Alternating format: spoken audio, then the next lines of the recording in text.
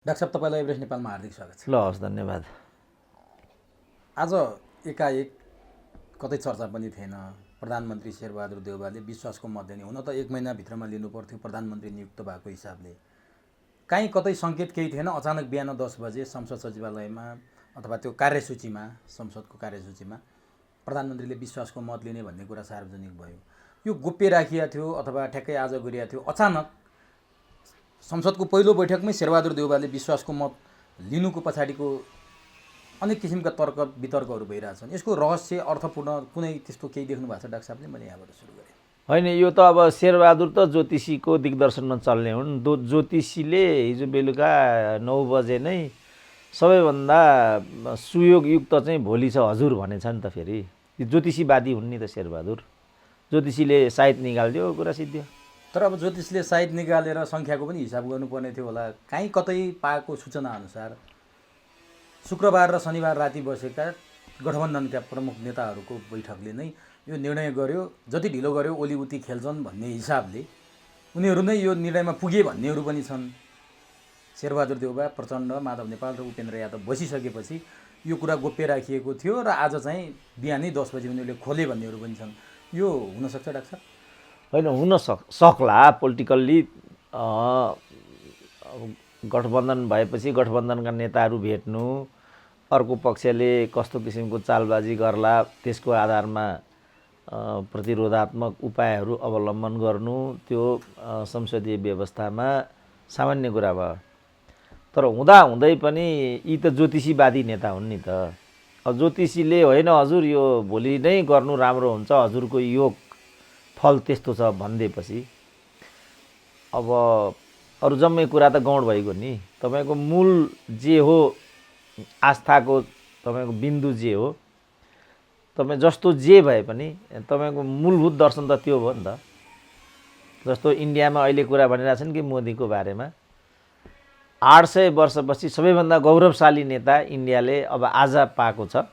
मोदीलाई गुमाउनु हुँदैन। अब मोदीले चाहिँ पहेँलो लुगा, लामो दारी, रुद्राक्षको माला यस्तो लगाइराखेका छन्। त्यो लामो दारी, त्यो पहेँलो लुगा, त्यो रुद्राक्षको माला हिन्दू धर्मको प्रतीकहरू हो नि त। अब त्यो मालाले, त्यो दारीले त उनलाई जिताएको त होइन। नागरिकहरूले मतदान गरेरै। तर त्यो दारी, त्यो मालामा आस्था र विश्वास मानेर हिन्दू धर्मावलम्बीहरूले भोट हाले पनि हुनसक्छ नि। बुझेँ। अब यहाँ पनि त्यही कुरा आयो। अब यहाँ चाहिँ यिनीहरूले यताउता गरेको हुनसक्छ राजनीतिकवालाले, होइन, यताउता दाहिने देब्रे गरेको हुनसक्छ। तर यहाँको त्यो चाहिँ ऊ मात्रै हो, पहेँलो लुगा र दारी मात्रै हो त्यो चाहिँ। त्यो तर भित्री मन त मान्छेले नै बोक्छ नि त। लुगाले त त्यो त बोक्दैन नि त, होइन। अब त्यो यहाँ चाहिँ यो लुगा चाहिँ ती दलहरू भए तपाईँले भनेका, भित्र चाहिँ ती ज्योतिषी बसेका छन्। अब नि त्यसो भए त्यति ज्योतिषमा विश्वास गर्ने, हिन्दू धर्ममा विश्वास गर्ने, पूर्वीय दर्शनमा विश्वास गर्ने हो शेरबहादुर देउवालाई यति कुरा गरिसकेपछि आजभोलि त राधे राधे लेखेको लागेको पनि देखिन्छ, उनको श्रीमतीले सार्वजनिक गरेको धर्मकर्ममा भएको। यस्तो धर्मकर्ममा आस्था राख्ने शेरबहादुर देउवा, हरेक कुरा साइडमा गर्ने शेरबहादुर देउवालाई चाहिँ यो धर्मनिरपेक्षता चाहिँ किन प्यारो भयो होला भनेर प्रश्न उठ्न थाल्यो। देश धर्मनिरपेक्षता बनाउने, यति विधि यस्ता कुरामा विश्वास गरेर, ज्योतिषमा विश्वास गरेर सारा लम्पट पर्ने भन्ने आरोप लागिरहेछ। किन गरे होला नि त्यसो? होइन, त्यो यो कन्क्लुजन पनि ठिक छैन। किनभने जो यो पूर्वीय दर्शनबाट चल्ने जुन समाज हुन्छ त्यसले चाहिँ पहिरन, पोसाक, धर्म इत्यादि चाहिँ पाखण्डको रूपमा मात्रै वहन गरेको हुन्छ। पूजाआजा पनि त्यही हो। किन होइन, तपाईँ हेर्नुहोस् न, हरेक वचन बाहुनलाई गाली गर्छन् होइन यिनीहरूले। बाहुनले यिनको विधि नफुकाइदिकन श्रद्धा हुँदैन, श्राद्ध भन्छ क्यारे यिनीहरूले, श्राद्ध हुँदैन।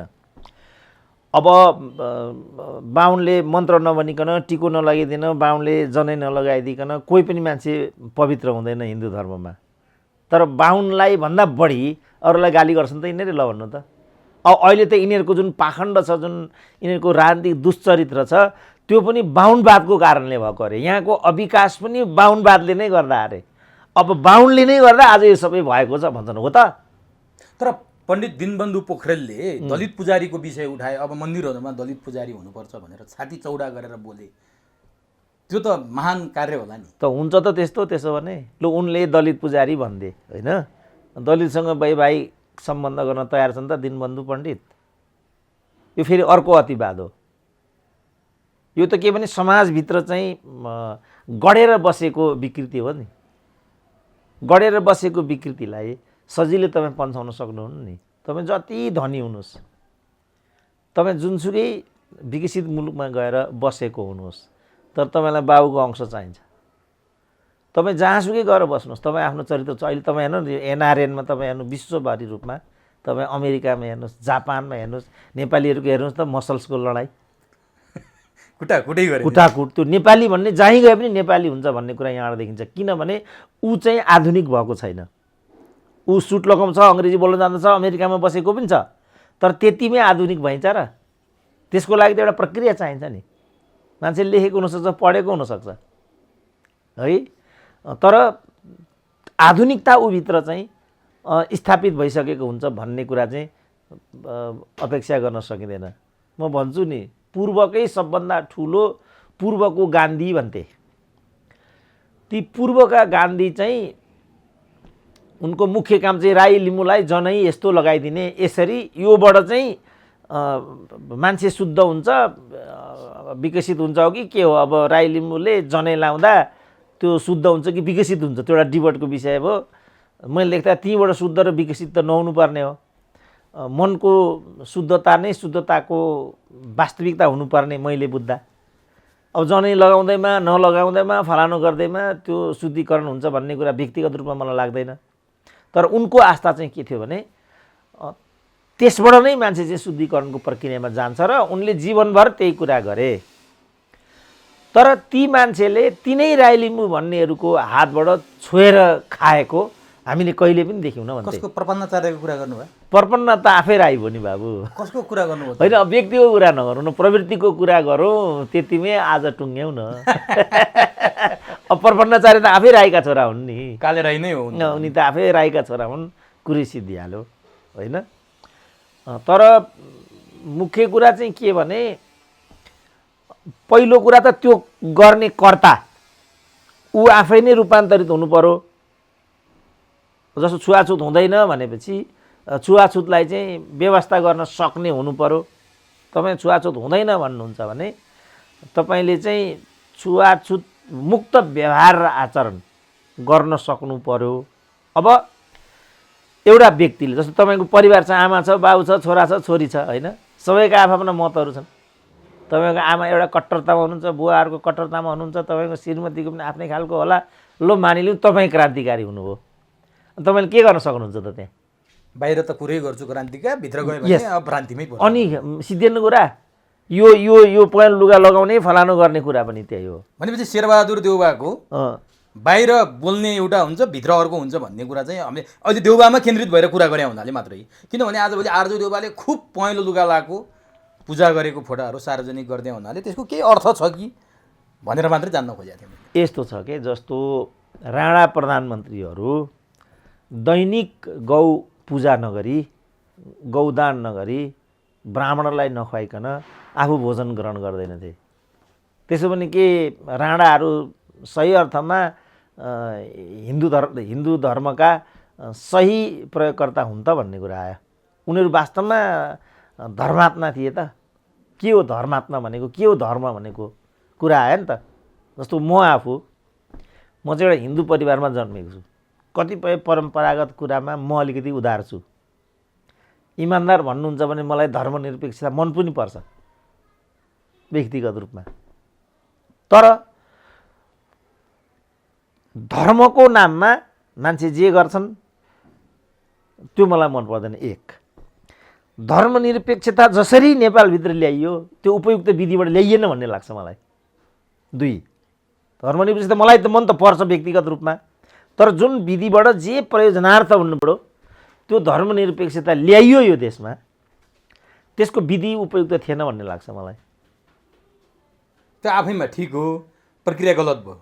होइन त्यो आफैमा तर राज्य पनि धर्मनिरपेक्ष धर्मसापेक्ष धार्मिक स्वतन्त्रता भन्ने हुन्छ र यो कहाँबाट राजनीति गर्नलाई ल्याइयो। जस्तै अमेरिकामा पनि राष्ट्रपतिले शपथ खानुभन्दा अगाडि बाइबल छुन्छन् भन्ने कुरा छ। हामी कहाँ गीता छोएर शपथ खाए के हुन्थ्यो र भन्ने प्रश्न पनि उठ्छ। भ्याटिकनको कुरा पनि त्यस्तै कुराले उठ्छ। आफ्नो आफ्नो कुरा पहिचान चाहिँ हुने भयो, तर राज्यको धर्म यो धर्म ऊ धर्म भनेर लेखिनु उपयुक्त हो कि होइन यति मात्रै मैले जान्न खोजेँ डाक्टर साहब। त्यसमा यस्तो छ, अब उपयुक्त छ कि छैन डिबेट गर्न सकिने भयो।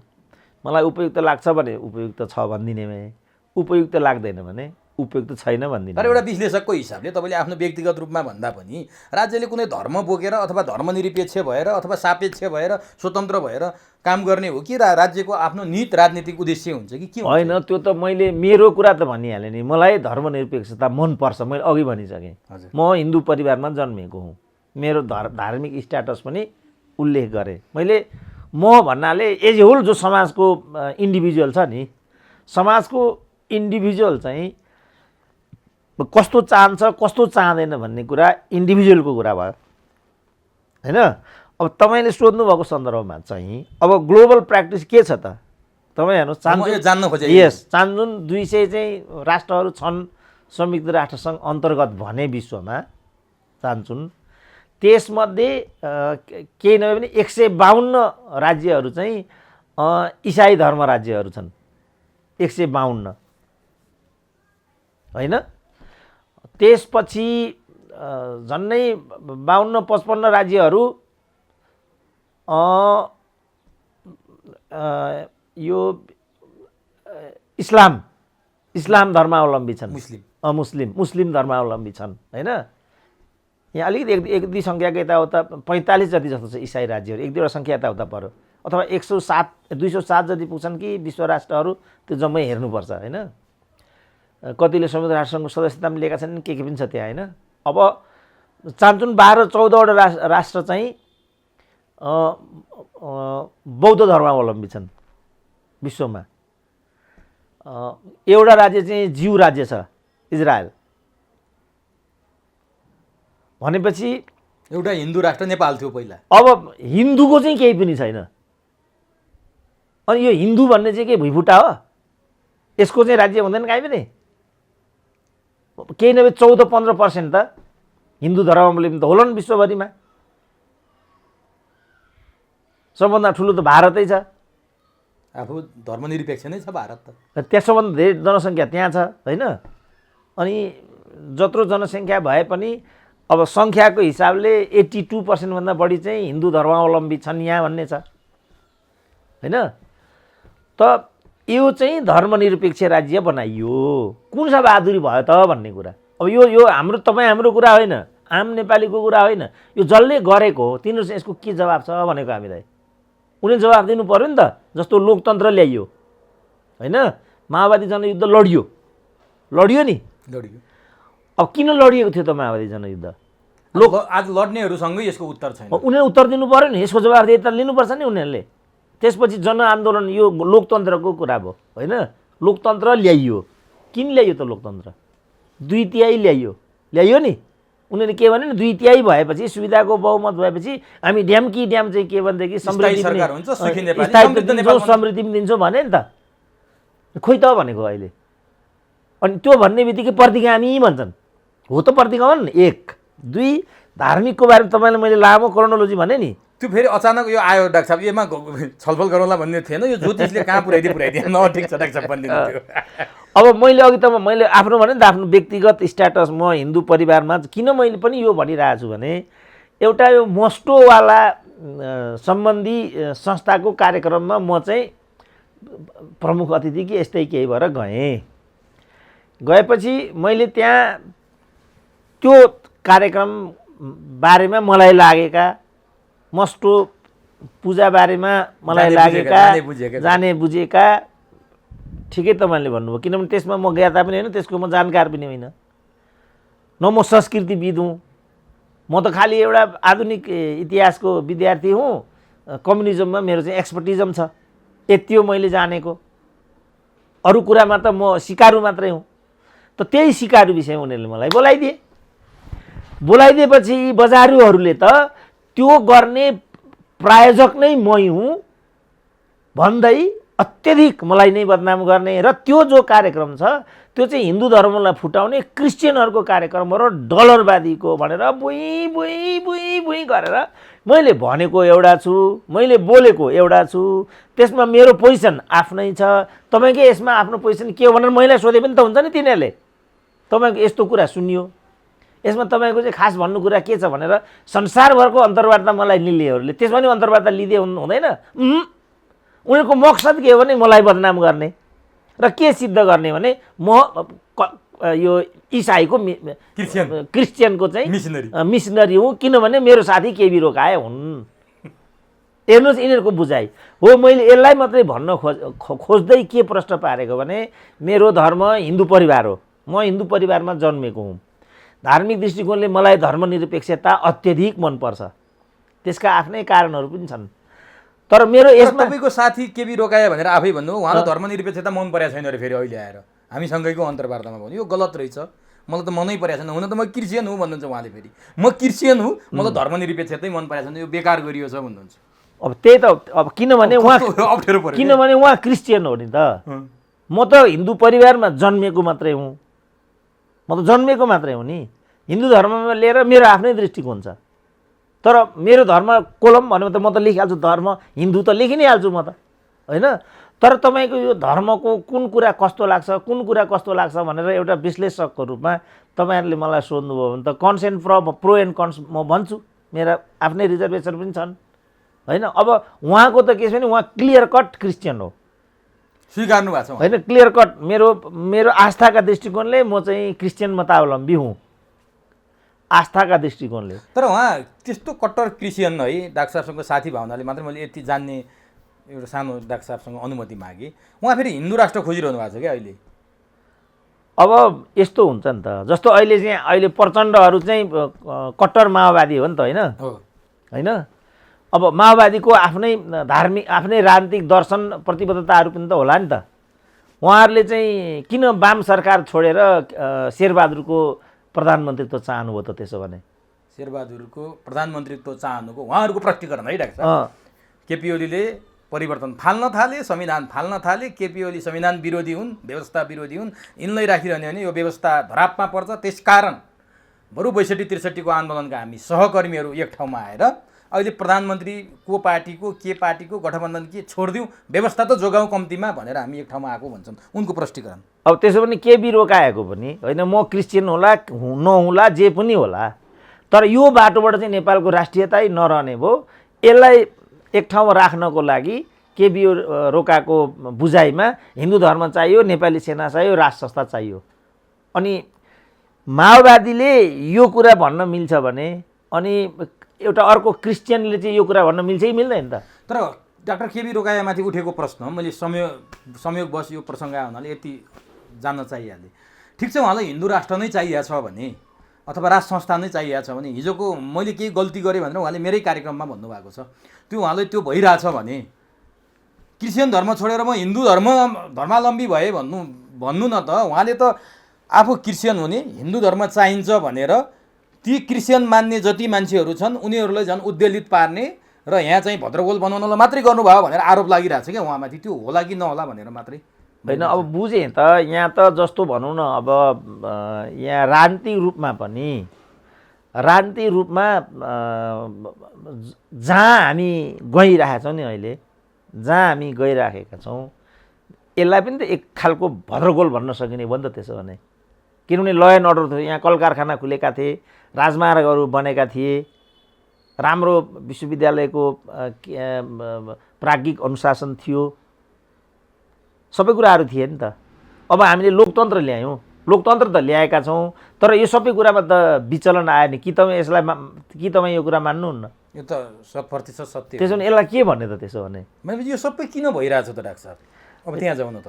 होइन, यो सबै ठाउँमा हजुरले भन्नु भने अघि भद्रगोलको कुरा छ, राजनीतिक स्थिरता लिन्छौँ भने सकेनौँ, एउटा भन्यो अर्को भइरहेछ। यो किन भइरहेछ? हामी आफूमा आफ्नो खुट्टामा टेक्न नसकेर हो, अथवा हामी सबै परिजीवी भएर हो, अथवा कहीँबाट आशीर्वाद पर्खेर अहिलेको सत्ता समीकरणमा पनि कहीँ कतै आरोप लागिरहेछ, प्रेसर दबाब, यस्तै भएर हामी यो अवस्थामा पुग्यौँ? होइन, त्यो होइन। यो हुनुको पछाडि चाहिँ यो चिजलाई हामीले आफ्नो फाइदाको लागि बुझेका छौँ। जस्तो एकता नगर, पार्टी एकता नगर यसको अर्थ छैन हामीले भन्थ्यौँ होइन, एकता नसहने भने त यिनीहरूले नै भनेको हो नि त। त्यसपछि यिनीहरूले एकता गरे, एकता गरिसकेपछि एकताबद्ध भए, किनभने नेपाल उल्लेखनीय रूपमा वाम रुझान र मनोवृत्ति भएको देश हो। त्यसको पछाडि पनि फेरि राष्ट्रियता नै कारण छ। समाज परिवर्तनको लागि उनीहरू त्यहाँ होइन, यिनीहरूले अत्यधिक रूपमा लामो समयसम्म एउटा पुरानो शक्तिले र यो वाम भन्ने शक्तिले चाहिँ काङ्ग्रेसलाई र त्यो विचारलाई विदेशी दलाल, भारतीय दलालको रूपमा चित्रित गरिआयो लामो समय। बिपी कोइरालाले नै भारतको एक नम्बरको दलाल बनियो। पछि समयले के सिद्ध गर्यो भने भारतले सबैभन्दा बढी लखेटेको मान्छे चाहिँ त्यही बिपी रहेछ। आत्मवृत्तान्तले त्यही कुरा भनेको छ। तर बिचरा सम्पूर्ण बिपीको उमेर हेरेर त 8 वर्ष जेलमा बिताए, 8 वर्ष निर्वासनमा बिताए, 8 वर्ष क्यान्सर विरुद्ध लड्दा लड्दै बिताए र दिवंगत भए। जसले राज संस्थाको लागि, जसले राष्ट्रियताको लागि, जसले भारतको थिचोमिचोको विरुद्धमा 24 वर्ष बिताए, तिनलाई नै त्यही गरेको भनेर आरोपित गरेर दिवंगत हुन चाहिँ बाध्य बनाइयो। पुष्पलालले कम्युनिस्ट पार्टी गठन गरे, तिनै पुष्पलालले यिनीहरूले नै गद्दार पुष्पलाल भनेर किताब लेखे। अब यस्ता मान्छेको तपाईँ के कुरा गर्नु त, ल भन्नु त। आज ठ्याक्कै फेरि माधव नेपाललाई राष्ट्रिय गद्दार घोषणा गरिएको छ। माधव कम्युनिस्टकै नेता हुन् नि माधव नेपाल पनि, अहिलेसम्म जे जस्तो भए पनि भन्न त कम्युनिस्टको ट्रेडमार्क बोकेर हिँडिरहेछन्, लोगो बोकिरहेछन्। केपी ओलीले आफ्नै घरको बारदलीबाट माधव नेपाललाई राष्ट्रिय गद्दार भनिदिए। अब उनीहरू एक अर्कालाई, कम्युनिस्ट पार्टीमा त निकै सजिलो रहेछ गद्दारको आरोप लाउन है डाक्टर साहब। होइन अब कम्युनिस्टभित्र त्यो प्रवृत्ति चाहिँ छ, त्यो कुरा पक्का हो। गद्दार भन्ने, अनि दरबारिया भन्ने होइन, केशरजंग रायमाझी मार्का भन्ने, संशोधनवादी भन्ने, यस्तो त छ त्यहाँभित्र, त्यो पक्का कुरा हो। तर अब त्यसलाई कसरी चाहिँ बुझ्ने भन्ने, जस्तो अहिले केशरजंग रायमाझीकै कुरा छ। अहिले चाहिँ ओलीलाई नै केशरजंग मार्गी भन्छन्। अब केशरजंग मार्गी भनेको दरबारसँग सहकार्य गर्दै कम्युनिस्ट पार्टीलाई एउटा जुझारु र क्रान्तिकारी कार्यदिशाबाट यथास्थितिवादी र खेलखालवादी प्रवृत्ति नै वास्तवमा केशरजंग रायमाझी प्रवृत्ति हो नि त। अब अहिले केपी ओलीको प्रवृत्ति के हो त त्यसो भने? क्लियर हुनु पर्यो नि। यहाँ के भनियो भने यिनले गरेको यो प्रतिगमन हो, यिनले हिन्दू राज्यको पुनर्स्थापना गर्दैछन्, राजतन्त्रको पुनर्स्थापना गर्दैछन्, सङ्घीयता र गणतन्त्र उल्टाउँदैछन्, यही भने नि त। समयले के कुरा सिद्ध गर्यो त? इमान्दार हुनु पर्यो नि त। यदि प्रतिगमन थियो र यिनीहरूले भने जस्तो केपी ओलीको खेल थियो भने त उनी सरक्कै उठेर अदालतले एउटा निर्णय दिँदैमा आफ्नो बाटो त लाग्दैन थियो होला त। त्यसकारण उपाय पनि त भएन नि केपी ओलीलाई, त्यो बाहेक के थियो र? होइन, उपाय हुनुभन्दा अगाडि पनि के हो भन्ने कुरा त निरूपण गरिदिनु पर्यो होला नि त। ठ्याक्कै के थियो त्यो चिज? त्यसो उनीहरूले के भने यो प्रतिगमन हो भने के हो त भनेर निरूपण गर्नु पर्यो नि त। प्रतिगमनै हो भने त प्रतिगामीलाई त छोड्ने कुरा आएन नि त, जसरी ज्ञानेन्द्रलाई छोडिएन, किनभने त्यो प्रतिगमन थियो। अब के छ त केपी ओलीले यिनीहरूले गर्न सक्ने, प्रधानमन्त्रीबाट हटाउने भन्दा आज योभन्दा बढी गरे एमाले फुटाइदेलान् आज, त्योभन्दा त आज छैन। केपी ओली सांसद हुन्, प्रमुख प्रतिपक्षी दलको नेता हुन्। अब के मुखले पो केपी ओली 2 पटक आफैले हत्या गरेको संसदमा गएर बस्ने हुन् भन्ने प्रश्न पो उठिरहेछ केपी ओलीप्रति। अब त्यो त नैतिकताको प्रश्न भयो। अब 2 पटक उनले हत्या गरे त हो नि संसदको, यो त जगजाहेर छ नि। होइन, 2 पटक संसदको हत्या गरेको हो, तर जुन पक्ष चाहिँ अहिले सत्तामा विराजमान हुन पुगेको छ उसलाई नेपाली जनताले दिएको आदेश के हो त, त्यो भन्नु न त्यसो भने तपाईँ। तर नेपाली जनताले उसलाई दिएको आदेश, केपी ओलीमाथि न्यायालयले त्यो प्रश्न उठाइसकेपछि कुर्सी बाँकी छोड्न त भएन, खाली छोड्न त भएन। नेपोलियनले पनि सडकमै पुगेको कुर्सी बोकेर आएर सत्तामा बसेर सम्राट घोषणा भए रहेछन्। अब केपी ओलीलाई अदालतले हटाइदियो, उनीहरू निरीह भएर लाडाले पापा हेरे जस्तो हेरेर बस्ने अवस्था पनि त थिएन। राज्यको कुर्सी त खाली हुन्न, सरकार त खाली हुन्थेन। त्यसो भने हामी कुन प्रणालीमा छौँ त? यो प्रणालीमा तपाईँले भने यो कसले सुरु गर्यो त? यो यस्तो प्रणाली जस्तो पार्टीभित्र सबैलाई भित्तमै पुर्याउन खोज्ने, पार्टीको निर्णय नमानिदिने, लुइस चोरौँ जस्तो म नै राज्य हुँ भनेर हिँड्ने, प्रतिगमनको कुरा नगरौँ, ठिक छ अहिले प्रतिगमन भएन अरे। अनि पार्टीमा सल्लाह पनि छैन, पार्टीका आफ्ना सहकर्मी साथीहरूको मानमर्दन गरेका छ। केपी ओलीलाई अहिले दम्ब र अहङ्कारी भनेर चित्रित गरिरहेछन् सबै। केपी ओलीले चाहिँ अहङ्कारपूर्ण व्यवहार देखाइसकेपछि योभन्दा अरू के नै थियो र केपी ओलीको हुनुपर्ने अवस्था आज? होइन, अहङ्कार, उनमा दम्ब थियो, अहङ्कार थियो, उनी आफै स्वेच्छाचारी शासक हुन्, त्यो सबै कुरा मान्छु म। तपाईँले जति पनि आलोचना गर्नुभएको मैले भन्दा पनि यो लाग्यो, बुझेँ। तपाईँ जनताको तपाईँ आवाज ल्याउनु, मैले पनि मेरो घरबारीको उत्तर दिएको होइन, हामीले त एउटा विमर्श न गरेको हो। नत्र त यो त खुदा न खास्ता, नखानु छ नलाउनु छ, रात दिन के यो गर्नु पर्थ्यो र? एकदम होइन, सामाजिक मुद्दा हो यो, समाजका लागि हामी चाहिँ विमर्श गरिराखेका छौँ। त यही आरोप गिरिजालाई नलाएको हो त हिजो? होइन, अब अहिले त गणतन्त्र छ, हामी त 2/3 कम्युनिस्ट पार्टी एक ठाउँमा भएको, जनताको जनजीविका, गिरिजा काङ्ग्रेसहरूले यो देश बर्बादै बनाए भन्ने त उनीहरूको लामो आरोप थियो नि, त्यही भएर जनताले दिए होइन यिनलाई। अनि हिजोकोले गल्ती गरेको थियो भनेर आज पनि केपी ओलीले गल्ती गर्ने छुट छ यो अवस्थामा? 21औं शताब्दी हो डाक्टर। होइन, छुटतिर हामी गएकै छैनौँ, हामी खालि के रियालिटी त्यो मात्रै उभ्याउन खोज्दैछौँ। तर यसो गरौँ न त, केपी ओलीले जम्मै राम्रो गरेर यिनीहरूले चाहिँ केपी ओलीलाई यो अवस्थामा ल्याउने यिनीहरू मात्रै हुन् भन्दाखेरि हामीले अलिकति निरपेक्ष ढङ्गले व्याख्या गरेको होइन। यो तपाईँ पूर्वाग्रहबाट आउनुभयो। जुन मैले पूर्व समयमा भन्ने गरेको थिएँ त्यो ठाउँमा उभिनुभयो। म प्रति तपाईँले जुन एउटा म पुरानो समयमा तर्क गर्थेँ, तपाईँ अहिले भन्नुभएको कुरा त मैले भनेकै छैन नि। डाक्टर साहबले भनेन, मैले हामीले भने, हामी त्यसरी गऱ्यौँ भने जस्तो केपी ओलीले यदि साँच्चीकै राम्रो गरेको भए त न्यायालयले केपी ओलीलाई बचाउँथ्यो, नेपाली सेनाले केपी ओलीलाई बचाउँथ्यो, सबैले बचाउँथे नि त केपी ओलीलाई। अर्को आउने पक्ष पनि राम्रो त पटक्कै छैन, त्यो हामी मानिरहेछौँ। तर यो पक्ष किन आयो भने केपी ओलीकै कारण त आयो नि आज। होइन होइन, यो यहाँ त जस्तो भनौँ न, म के भन्दैछु भने हामी कुन प्रणालीमा छौँ त? प्रणाली त विध्वंस भद्रगोल प्रणाली भइसक्यो। होइन होइन, हाम्रो जुन पोलिटिकल सिस्टम त्यो त हाम्रो आचरण हो, त्यो त वेस्ट मिनिस्ट्रियल सिस्टम। यस, हामी वेस्ट मिनिस्टर लोकतान्त्रिक प्रणालीमा हामी छौँ। होइन, बुझ्ने गरी भनिदिउँ न, हामी लोकतान्त्रिक प्रणालीमा हामीहरू छौँ भनेदेखि तपाईँले जुन कुरा भन्नुभयो केपी ओलीको बारेमा, त्यस्तो शासकलाई दण्डित गर्ने सर्वोच्च अदालत त्यो होइन क्या। अब जागिरेले चाहिँ एउटा राजनीतिक नेतृत्वलाई दण्डित गर्न सक्छ?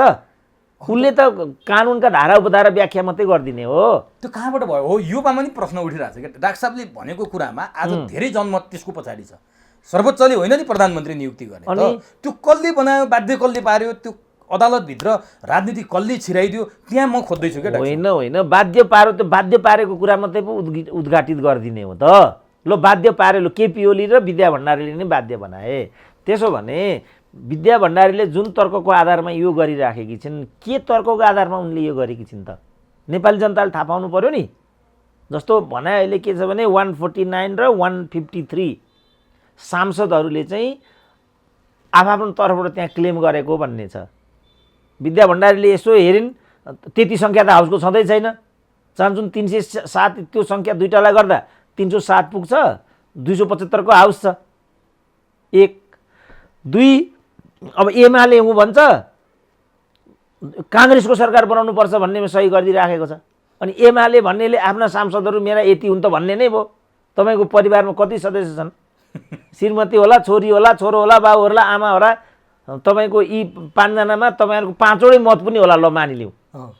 तर तपाईँको परिवार त यो 5वटैको तपाईँ समष्टि तपाईँको परिवार हो नि त। तपाईँको परिवार सङ्ख्या कति भन्यो भने त 5 भन्नुहुन्छ। कसैले छुटाउने कुरा त हुँदैन। छुटाउने कुरा आएन नि, तपाईँको छोरासँग कुरा नमिल्ला, छोरीसँग कुरा नमिल्ला, अनि -3 त गर्न तपाईँ पाउनुहुन्न नि।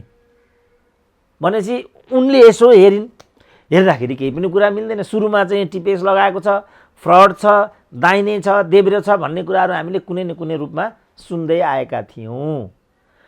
त्यो आधारमा राष्ट्रपतिले त्यो गरेको हुने सम्भावना प्रबल छ। त्यसमा सर्वोच्च अदालत के भन्छ त? ऊ त्यता गएन, ऊ कता गयो भन्दाखेरि तपाईँले अघि प्रश्न गरे जस्तो केपी ओली यस्ता हुन्, त्यस्ता हुन्, यहाँ गरे, त्यहाँ गरे, त्यसकारण यिनलाई दण्डित गर्नै पर्छ। अदालत त्यहाँ गयो। किन दण्डित गर्नै पर्छ त भन्दाखेरि जुन शेरबहादुर अहिले प्रधानमन्त्री छन्, ती प्रधान न्यायाधीश त्यही पार्टीका हुन्। अनि अदालत त्यस्तो निर्णय गर्न पाइन्छ? अब त्यसो गर्दा हामीले फेरि केपी ओलीको तरफदारी गरे जस्तो देखियो। अब यही अहिलेको डिबेट हो। कहाँ पुग्छ त डाक्टर साहब यो डिबेटले? हामीलाई कहाँ पुर्याउँछ? अब यसले जहाँ पो पुर्याउला। तर अब बिरामी मर्यो भन्दा पनि काल पस्यो, भन्ने कुरा भयो नि त। यहाँ त भोलि ठ्याक्कै यही होला, मानिलिउँ। अब ल सम्पूर्ण कुरा भयो, ल केपी ओली हारे, सबै कुरा भयो, केपी ओलीको ठाउँमा माधव नेपाल पुगे, ल मानिलिउँ। त्यो पार्टीको वैधानिक नायकत्व चाहिँ माधव नेपालको भयो। अब अहिले माधव नेपालको ग्याङले जे गरिराखेको छ, केपी ओलीको ग्याङले भोलि ठ्याक्कै त्यो गर्यो भने अनि तपाईँ त्यसलाई के भन्नुहुन्छ यो त? त ठ्याक्कै कस्तो हुने भयो भने बुढो बाउलाई फाल्न डोको प्रयोग गरे जस्तो। आज चाहिँ हजुरबाउ फाल्यो, भोलि तिम्रो पालो आउँछ बाउ भनेर छोराले भनेको थियो नि डाक्टर साहब, एउटा कथा पढ्थ्यौँ नि हामी। ठ्याक्कै त्यही अवस्थामा पुग्यो यो प्रणाली अब हाम्रो। त्यस कारण हाम्रो भनाइ त्यहाँ मात्रै छ। हाम्रो केपी ओली सेपी ओली भन्नेसँग मतलब छैन। किनभने म भनिराखेको छु, यी नेताहरूमध्ये सबैभन्दा गैर जिम्मेवार, गए गुज्रेका, दम्बी र अहङ्कारी नेता भनेका चाहिँ यिनै केपी ओली हुन्।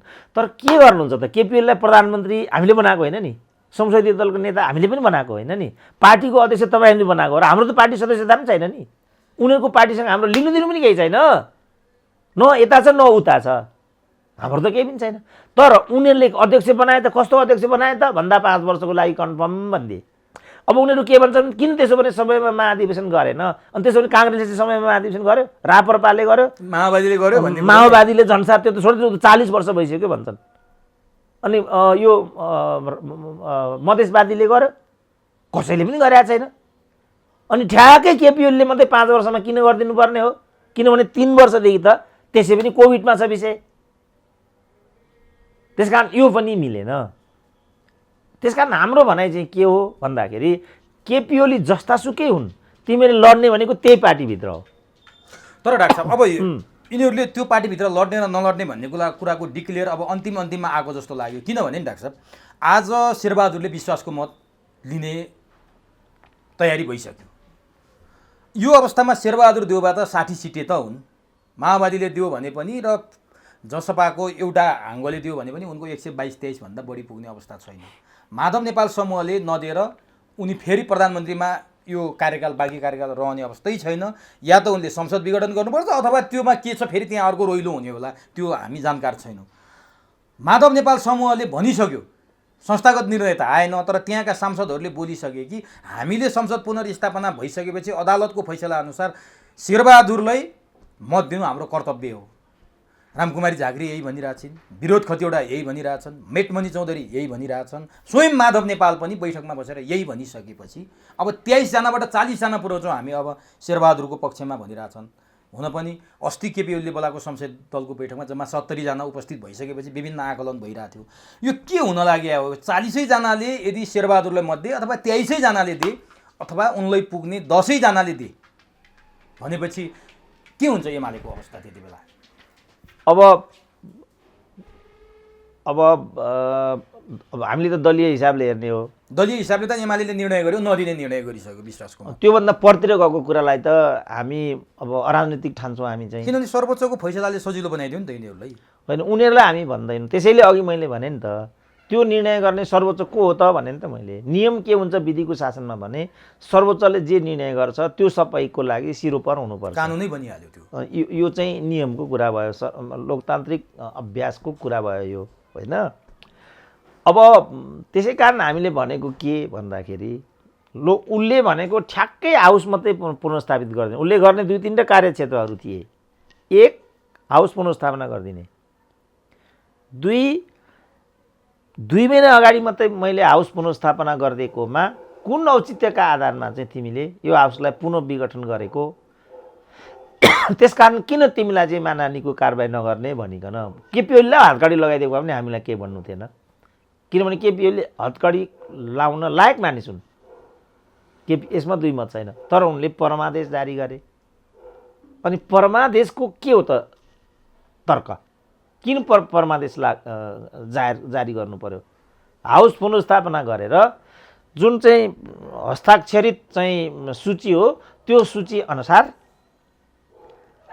प्रधानमन्त्री निर्वाचनको प्रक्रियामा जानु भने त सिद्धिहाल्यो। संसदले दिनु पर्थ्यो त्यो अधिकार। सिद्धिएन कुरा। किनभने त्यहाँ उनीहरूको भनाइअनुसार 149ले सही गरेको भने खुद मान्छे हाजिर भयो, सांसदहरू त्यहाँ हाजिर भएको भनेको छ होइन त। त्यसले शनाखत गरेर चाहिँ ती मानिसहरूलाई त्यहाँ ओके गराएको होला सर्वोच्चले। शनाखत भए बमोजिमका 146 जना सांसदको हस्ताक्षर शनाखत भएको अवस्थामा स्वतः अनि निवेदक चाहिँ प्रधानमन्त्री पदको लागि बहुमत प्राप्त व्यक्ति देखिन्छन्। यस्तो अवस्थामा उपयुक्त प्रक्रियाबाट प्रतिनिधि सभाले चाँडोभन्दा चाँडो, ठिक छ उनलाई चाहिँ 28 घन्टामै बनाउनु रहेछ, अझ 15 घन्टामा बनाइदिए पनि हामीलाई केही आपत्ति छैन। 15 घन्टाभित्र चाहिँ उपयुक्त विधि र प्रक्रियाबाट निवेदकको विषयलाई चाहिँ फोरफार गर्नु पो भनिदिनु पर्छ र अनि त्यो हाउस पनि पुनर्स्थापित गरिदिने, फल्नु त प्रधानमन्त्री पनि अनि यो पनि गर भनिदिने, यस्तो पनि हुन्छ कहिले? यस्तो पनि न्यायिक निर्णय हुन्छ? यसलाई मैले फेरि आजको सन्दर्भमा भनिरहेको छैन। अघि मैले भने आज जहाँ केपी ओली छन् ठ्याक्क त्यो ठाउँमा माधव नेपाल पुगे अनि कार्यकारणले ठ्याक्कै यो स्थिति उत्पन्न भयो। ल यो टर्ममा नहोला अरे, ल फेरि अर्को त टर्म आइहाल्छ नि। भोलि त यो त नजिर बन्छ, सर्वोच्चको फैसला त नजिर हुन्छ। अब संसदीय अभ्यासमा चाहिँ फैसला र अरू विधिद्वारा चाहिँ संविधानलाई चाहिँ परिष्करण गर्दै लैजाने, विकसित गर्दै लैजाने भन्ने अभ्यास हुन्छ। त यसले हाम्रो संविधानलाई परिष्कृत र विकसित गर्यो कि विवादमा पार्यो त भन्ने कुरा हो यो। अब यो त सधैँको लागि एउटा विवादको विषय बन्यो र नेकपा एमाले पनि यो विषयलाई संसदभित्र मिहिन ढङ्गले छलफल गर्ने, किन यसो भयो भन्ने कुरामा गर्ने भनेर निर्णय पनि गरेको छ डाक्टर साहब। अब सर्वोच्चले सजिलो बनाइदिएको छ। यो फैसला आउनुभन्दा अगाडि हस्ताक्षर फिर्ता लिने भन्ने विषयमा एमालेभित्र गलफत्ती चल्यो, कार्यदल त्यसैमा लिप्त भयो, त्यसैमा लाग्यो, 10 बुधे सहमति पनि गर्यो, जुन काम लागेन। अहिले फेरि विश्वासको मत दिने कि नदिने भन्नेमा एमालेको झगडा गएर अड्किरहेको छ। अब लाग्छ यो निर्णायक झगडा हुनुपर्छ। यदि विश्वासको मत दिइहाले माधव नेपाल समूहकाले भने आज नेकपा एमालेको स्थायी कमिटीले गरेको निर्णयअनुसार देउबालाई भोट हाल्नेहरू एमाले हुँदैनन् भनेर निर्णय गरेको प्रवक्ता प्रदीप गिमालले सार्वजनिक गरेका छन् आजको बैठकको निर्णय। भनेपछि आज विश्वासको मत दिने र विश्वासको मत नदिने किता काट भएर छुट्टा छुट्टै हुने हुन् आज एमालेहरू।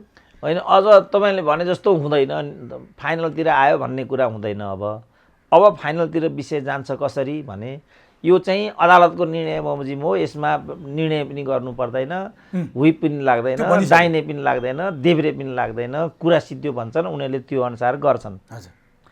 अब राज्य सत्ता त कस्तो हुन्छ भनेदेखि सत्तासीन पक्षको बचाउ गर्छ।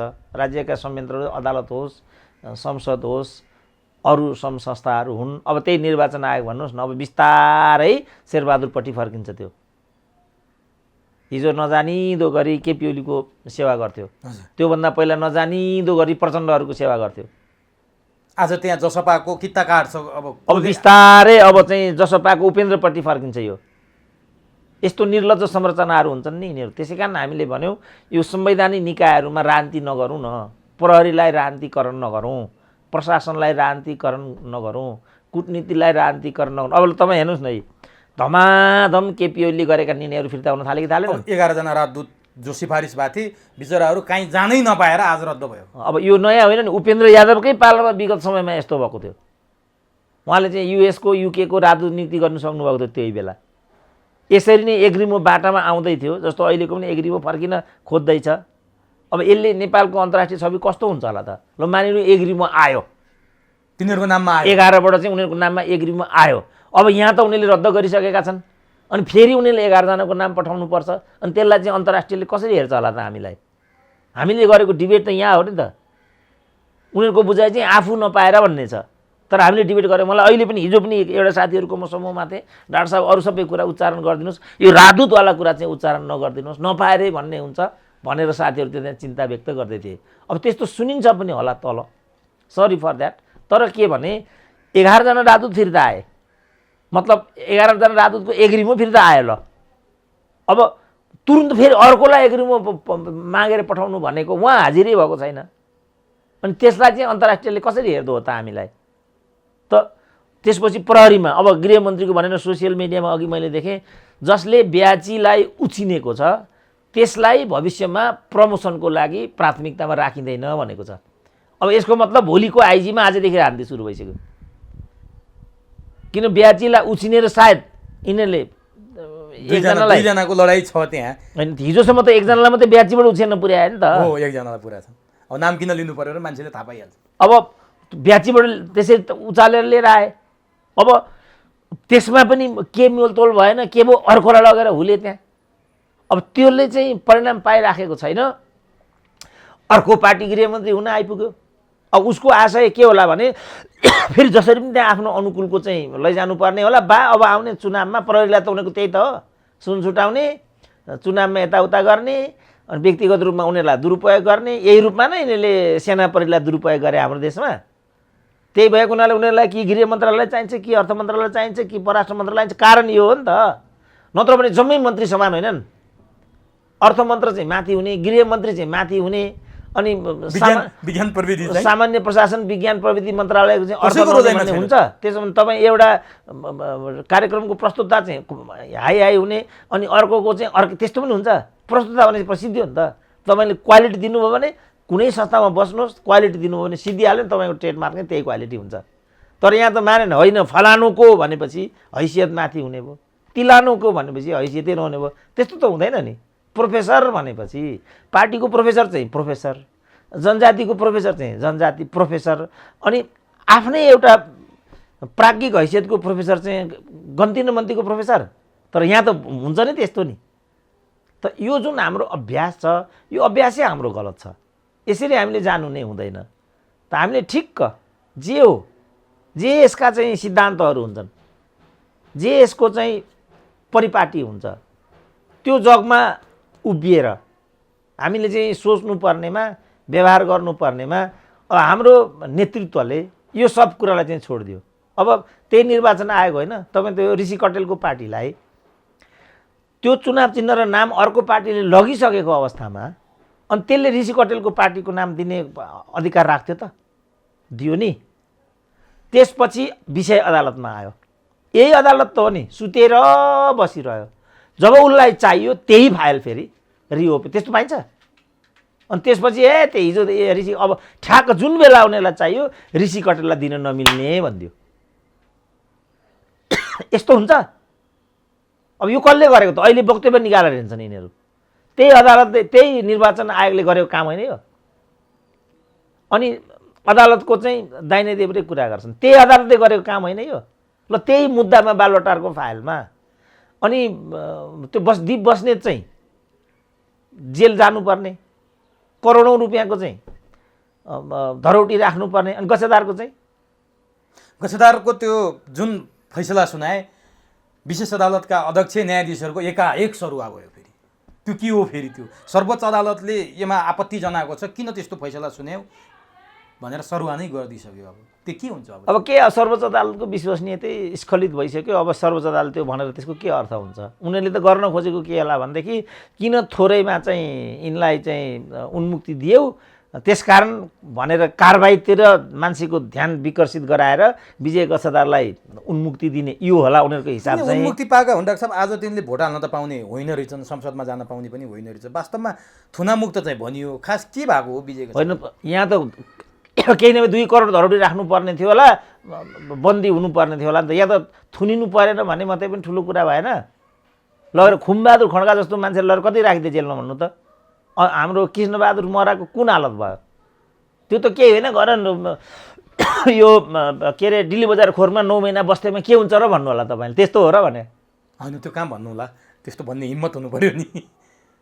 अब आँखाको अगाडि त्यही अदालतले क्लिन चिट दियो कि दिएन त कृष्णबहादुर महरालाई? त्यस्तो पाइन्छ? अर्काको हुर्मत लिएर महान मर्दन गरेर सिद्धियारे तपाईँको त यस्तो नै रहन्छ, यो त गल्तीले भएको रहेछ भनेर हुन्छ? त्यो त अपूरणीय क्षति भयो नि। कि उनलाई त्यही पदमा पुनर्स्थापित गर्नु पर्यो, कि त्यस्तो कपोलकल्पित आरोप लगाउने माथि चाहिँ दण्डित गर्ने चाहिँ एउटा व्यवस्था हुनु पर्यो? होइन भने चाहिँ त्यसरी चाहिँ व्यक्तिको चाहिँ सामाजिक प्रतिष्ठा, राजनीतिक प्रतिष्ठामाथि अपूरणीय क्षति थोपर्ने अधिकार अदालतलाई पनि हुन्छ। तर भयो त त्यही नि, के भएन ल भन्नु त? त्यही मुद्दामा बस्नेतलाई त्यस्तो गरियो, अनि त्यही मुद्दामा कृष्णबहादुर महरालाई त्यस्तो गरियो। खुमबहादुर बिचरा त्यो खप्न नसकेर दिवंगत भयो नि त। तपाईँ खुमबहादुर कस्तो त्योतिर नजानुहोस् न। ऊ हाम्रो चाहिँ जयप्रकाश आनन्द विनष्ट भए, चिरञ्जीवी वाग्ले विनष्ट भए, अनि नेपालको राजनीतिमा भ्रष्टाचार गर्ने ती 4 जना मात्रै हुन् त? अरूले भ्रष्टाचार गरेका छैन? त्यसकारण पारदर्शिता चाहिन्छ भनेको मैले यहाँ हो। अब नि डाक्टर साहब, यो त राज्य प्रणाली पारदर्शिताका कुरा भए, यो जसको शक्ति छ, जसको पावर छ, उसले गर्दो रहेछ भन्ने कुरा पनि प्रष्ट भयो। आलम र गच्छदारको 24 घण्टामा हामीले देखिहाल्यो हरकत, शेरबहादुर प्रधानमन्त्री भइसकेपछि। अब आज विश्वासको मत शेरबहादुरले पाउलान् या नपाउलान्, उनको पार्टीको सङ्ख्याको हिसाबले भन्ने हो भने र प्रचण्डहरूले गरेको निर्णय, संस्थागत निर्णय सबै हेर्ने हो भने त त्यो अवस्था देखिँदैन। तर केही न केही आधारमा, केही न केही जगमा आधारित नभएर शेरबहादुरले आज संसदको पहिलो बैठकमै यो गरेका छैनन्। पाउलान् या नपाउलान्, के देख्नुहुन्छ डाक्टर साहबले? पाएनन् भने पनि उनले संसद विघटन गर्न पाउने रहेछन्, पाए भने त बाँकी अवधि गइहाले। पाउने र नपाउनेमा डाक्टर साहबको विश्लेषण के छ? पाउलान् जस्तो लाग्छ मलाई त, किनभने यो माधव नेपालकै कारण आजको बवन्डर भएको छ। माधव नेपालले चाहिँ निर्णय गरिसकेका छन्, उहाँ हाम्रा 1.5 करोड कामरेडलेसम्म दिल्लीबाटै दिनु भनिदिइसके। उनले त यो ऐतिहासिक अवसर हो हाम्रो लागि, शेरबहादुरलाई भोट हालौँ भनेर विज्ञप्ति निकाले। मेरो भोट पनि शेरबहादुरलाई हालिदिनु भनेर विज्ञप्ति निकाले। के बाँकी रह्यो त? झलनाथ खनाल। अब के बाँकी रह्यो त? 7-8 वटा भोट त त्यत्रो 2-3जना 3-3जना पूर्व प्रधानमन्त्रीहरू लागेपछि 5-7 वटा भोट एमालेको यो माधव नेपाल ग्याङले शेरबहादुरको चरणमा नहालिदेला त? त्यस्तो होला त? त्यस कारणले पास हुन्छ। यसले कस्तो नजिर छोड्छ भन्ने डिबेटको विषय भयो। यो आफैमा लोकतान्त्रिक हो कि होइन अर्को डिबेटको विषय भयो, होइन? शेरबहादुरको सरकारले विश्वासको मत जित्ने कुरा मैले देख्दा डिबेटको विषय छैन। अब विश्वासको मत शेरबहादुरले जित्लान्, उनको कुर्सी सुरक्षित होला, 2 वर्ष बाँकी 15 महिना उनी मजासँग सरकार चलाउलान्। तर भीम आचार्यले एकाएक शेरबहादुर देउवाले यति चाँडै विश्वासको मत लिनुको पछाडि नेकपा एमाले फुटाउने रणनीति हो, नेकपा एमाले फुटाउन शेरबहादुर कम्मर कसेर लागे भनेर भीम आचार्यले भनाइ सार्वजनिक गरे। उहाँ माधव पक्षकै हुन् कि एमाले फुटाउनलाई शेरबहादुर देउवाले संसद बसेको पहिलो दिनमै विश्वासको मत लिन तम तयार भए, अथवा पछि केही न केही गणित बिग्रेला बेलैमा ल्याएपछि सुरक्षित भइन्छ भन्ने हिसाबले गरे, अथवा के हुनसक्छ उनको रणनीति? शेरबहादुरको हजुर होइन, शेरबहादुर किनभने जस्तो लज्जास्पद स्थिति छ नि त अहिले। अब देश चाहिँ कोभिडमा छ, अरू सबै स्थितिहरू बिग्रै छन्। जनताले यिनीहरूलाई चाहिँ धुत्कार्छ, किनभने यो त जनताको एजेन्डा होइन नि त। जनताले यस्तो गर्नको लागि प्रतिनिधिलाई निर्वाचित गरेर त्यहाँ पठाएकै होइन नि त। त्यस्तो बेलामा खास गरिकन अब स्वास्थ्य मन्त्रीसम्म छैन। हिजो यिनीहरूले कमसेकम 7 सदस्यीय क्याबिनेट बनाउँदै तुरुन्त स्वास्थ्य मन्त्रालयलाई चाहिँ मन्त्री दिइदिएको भए अनि तात्कालिक रूपमा जे चुनौतीहरू छन् ती चुनौतीहरू हामी सामना गर्दैछौँ र सरकार निर्माणको बाटोमा छौँ भनिदिँदा अलिकति नैतिक बल हुन्थ्यो। अब उनीहरूसँग त नैतिक बल नै स्खलित भइसक्यो नि। हिजो स्वास्थ्य मन्त्री नराखेको हुनाले किन त्यसो भने स्वास्थ्य मन्त्री चाहिन्छ, यही भन्थे नि त। के नाम यिनको केपी ओली पनि हामीलाई आज चाहिँ कोभिडसँग गर भन्छन्, फलानु गर भन्छन्, तर चाहिँ मन्त्रीहरूलाई चाहिँ निलम्बर गरिदियो अदालतले भनेर हुन्थे नि त। त्यसो भने किन हृदयस्थित पार्टीलाई हटायो त भन्थे त यिनीहरू नै।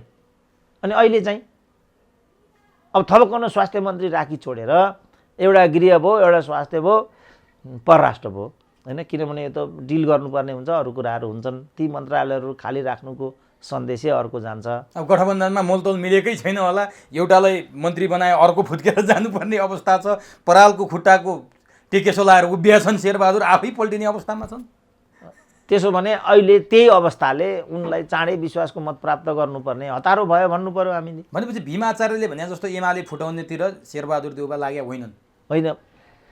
अनि त्यसो भने शेरबहादुर चाहिँ के एमाले जुटाउनेतिर लाग्नुपर्ने? जो एमाले फुटाउन कसम खाएर लागिराखेको छ। अनि त्यस्तो ल्याङ्राले यस्तो भन्नुको के भने हो यो मैले बुझिनँ। यो एमालेलाई यस्तो बनाउने शेरबहादुर हुन् र यिनीहरू नै हुन् र त्यसमा एक भीम आचार्य पनि होइनन्?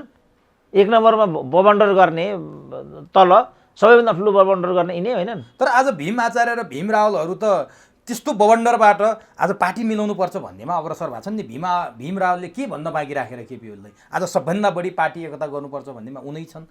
पार्टीको बैठक चलिरहँदा भीम रावल आफ्नो कार्यदलको नेतृत्व गरेर केपी ओलीलाई बैठक रोक्न अनुरोध गरे, केपी ओलीले रोकेनन् भनेर गुनासो गरे। केपी ओलीले कार्यदल भङ्ग गर्दै 10 बुँदे अनुमोदन गरे, यहाँबाट भएन भनेर बालकोट पुगे उनीहरू भङ्ग भएको कार्यदल बोकेर। केपी ओलीले अब कति दिन बैठक रोक्ने, म यो गर्दैन भनेर उनीहरूको भनाइ नै अस्वीकार गर्दै। भनेपछि भीम रावल भीम आचार्यहरू त अहिले एकतामा लागेर रहेछन् भन्ने कुरा देखिँदैन। यो के हो? यो दुईटा भीमको के हो? तपाईँहरूले केही थाहा नपाउनु भएको कुरा हो। त्यो बाहिर पार्टी त त्यसरी आउँछ नि त डाक्टर साहब। होइन, अब त्यो हेर्नुपर्छ नि त। उनीहरू चाहिँ त्यो दलभित्र अनि त्यो आवाज दिन सक्ने हैसियतका नेता हुन् र भने कार्यदल त चलाएको थिए नि, भलै विघटन भइसक्यो त्यो। होइन, कार्यदलको कुरा अर्कै भयो। यहाँ त मन्त्री प्रधानमन्त्री कार्यदल भन्ने कुरा त टेक्निकल मात्रै भयो यहाँ त। जस्तो हिजो भन्नुहोस् न, नेपाली काङ्ग्रेसको चाहिँ सुवर्ण शमशेर थिए, विश्वेश्वर प्रसाद कोइराला थिए। ती दुईटा नेता नै निर्णायक थिए नि त त्यहाँ। पदाधिकारी जुनसुकै होस् न। अनि बिपी कोइरालाले चाहिँ कृष्णप्रसाद भट्टराईलाई कार्यवाहक अध्यक्ष बनाइदिएका थिए। अनि त्यो पार्टीका वास्तविक कार्यकारी अधिकारी कृष्णप्रसाद भट्टराई थिए त, अध्यक्ष त उनी थिए नि त। किनभने त्यो पार्टी भनेको बिपी कोइरालाको पार्टी थियो। अब भनेपछि उनीसँग चाहिँ एउटा लिगेसी थियो। अनि त्यो लिगेसीको आधारमा चाहिँ नेपाली काङ्ग्रेस चल्थ्यो, पदाधिकारी जोसुकै होस् न त्यहाँ। हिजो एकजनाले भन्दै थिए कृष्णप्रसाद भट्टराईको यो कार्यवाहक सभापतित्व पालामा माइनोरिटिङ हुँदाखेरि कसरी हुन्थ्यो अरे भनेदेखि कृष्णप्रसाद भट्टराईको सभापतित्व र वरिष्ठ नेता बिपी कोइरालाहरूको उपस्थितिमा नेपाली काङ्ग्रेस केन्द्रीय कमिटीको बैठक जमल स्थित पार्टी कार्यालयमा शुभारम्भ भयो, दया बमोजिमको उपस्थिति थियो भनेर लेख्दै 1 नम्बरमा कृष्णप्रसाद भट्टराईको नाम लेख्दैन थिए अरे, 1 नम्बरमा बिपी कोइरालाको नाम लेख्थे अरे, 2 नम्बरमा गणेश भट्टराई गणेशमान सेठोको नाम लेख्थे अरे, 3 नम्बरमा मात्रै कृष्णप्रसाद भट्टराईको नाम लेख्थे अरे। अब प्राविधिक रूपमा हेर्ने हो भने त 1 नम्बरमा त पार्टी कार्यवाहक अध्यक्ष त कृष्णप्रसाद भट्टराई हुन् नि त। जस्तो भारतमा पनि तपाईँ हेर्नु न, बिजेपीको जुन कार्यशैली छ त्यो बिजेपीको कार्यशैलीमा अब योभन्दा अघिल्लो अवधिमा त्यसको 1 नम्बर नेता को भन्ने कुरा प्राय कन्फ्युजमा रहन्थ्यो। तपाईँ पनि भन्न सक्नुहुला, अहिले मैले सोधेँ भने सायद तपाईँ पनि भन्न सक्नुहुन्न होला। बिजेपीको 1 नम्बर नेता लालकृष्ण आडवाणी कि अटल बिहारी वाजपेयी? ल मलाई भनिदिनु त। बाहिर प्रधानमन्त्रीको हिसाबले भन्दा त अटल बिहारीलाई नै हामी देख्छौँ, तर लालकृष्ण आडवाणी हुन् जस्तो लाग्छ है मलाई। ठ्याक्कै चाहिँ थाहा थिएन डाक्टर। गाह्रो भयो नि त। अहिले आएर अमित शाह अध्यक्ष भन्ने त थाहा पाइयो पछि, मोदी प्रधानमन्त्री पहिलोपटक हुँदाखेरि। अब त्यो लालकृष्ण आडवाणी र यो अटल बिहारी वाजपेयीमा त म कन्फ्युज भएँ डाक्टर साहब। मेरो विचारमा हुनुपर्ने लालकृष्ण के अरे अटल बिहारी वाजपेयी हो, लालकृष्ण होलान् जस्तो लाग्यो है त्यो जेस्चर पोस्चर हेर्दाखेरि। ओ यस्तो हुन्छ, किनभने पोस्चरको हिसाबले अटल बिहारी किन प्रधानमन्त्री नै भइसके। हामी कहाँ त त्यो छ नि त। होइन, प्रधानमन्त्री नै भइसके। सारा लोकमा भारतमा पनि अटल बिहारी वाजपेयीको छवि माथि छ। तर वास्तवमा त्यसको 1 नम्बर त लालकृष्ण आडवाणी नै हुन्। र मैले नै आफ्नै आँखाले देखेको लालकृष्ण आडवाणीलाई चाहिँ अटल बिहारी वाजपेयीले खुट्टा नै ढोक्थे। मैले आफै नै देखेको। उनी प्रधानमन्त्री भए यहाँ लड्डु खाने भन्थे नि अस्ति, तीबाट सिकेको यिनीहरूले त्यो लड्डु खाने। एकैचोटि अड्केपछि लड्डुको कुरै गर्न छोडे अहिले चाहिँ। किन अर्काको सिको गरेपछि त्यस्तै हुन्छ क्या।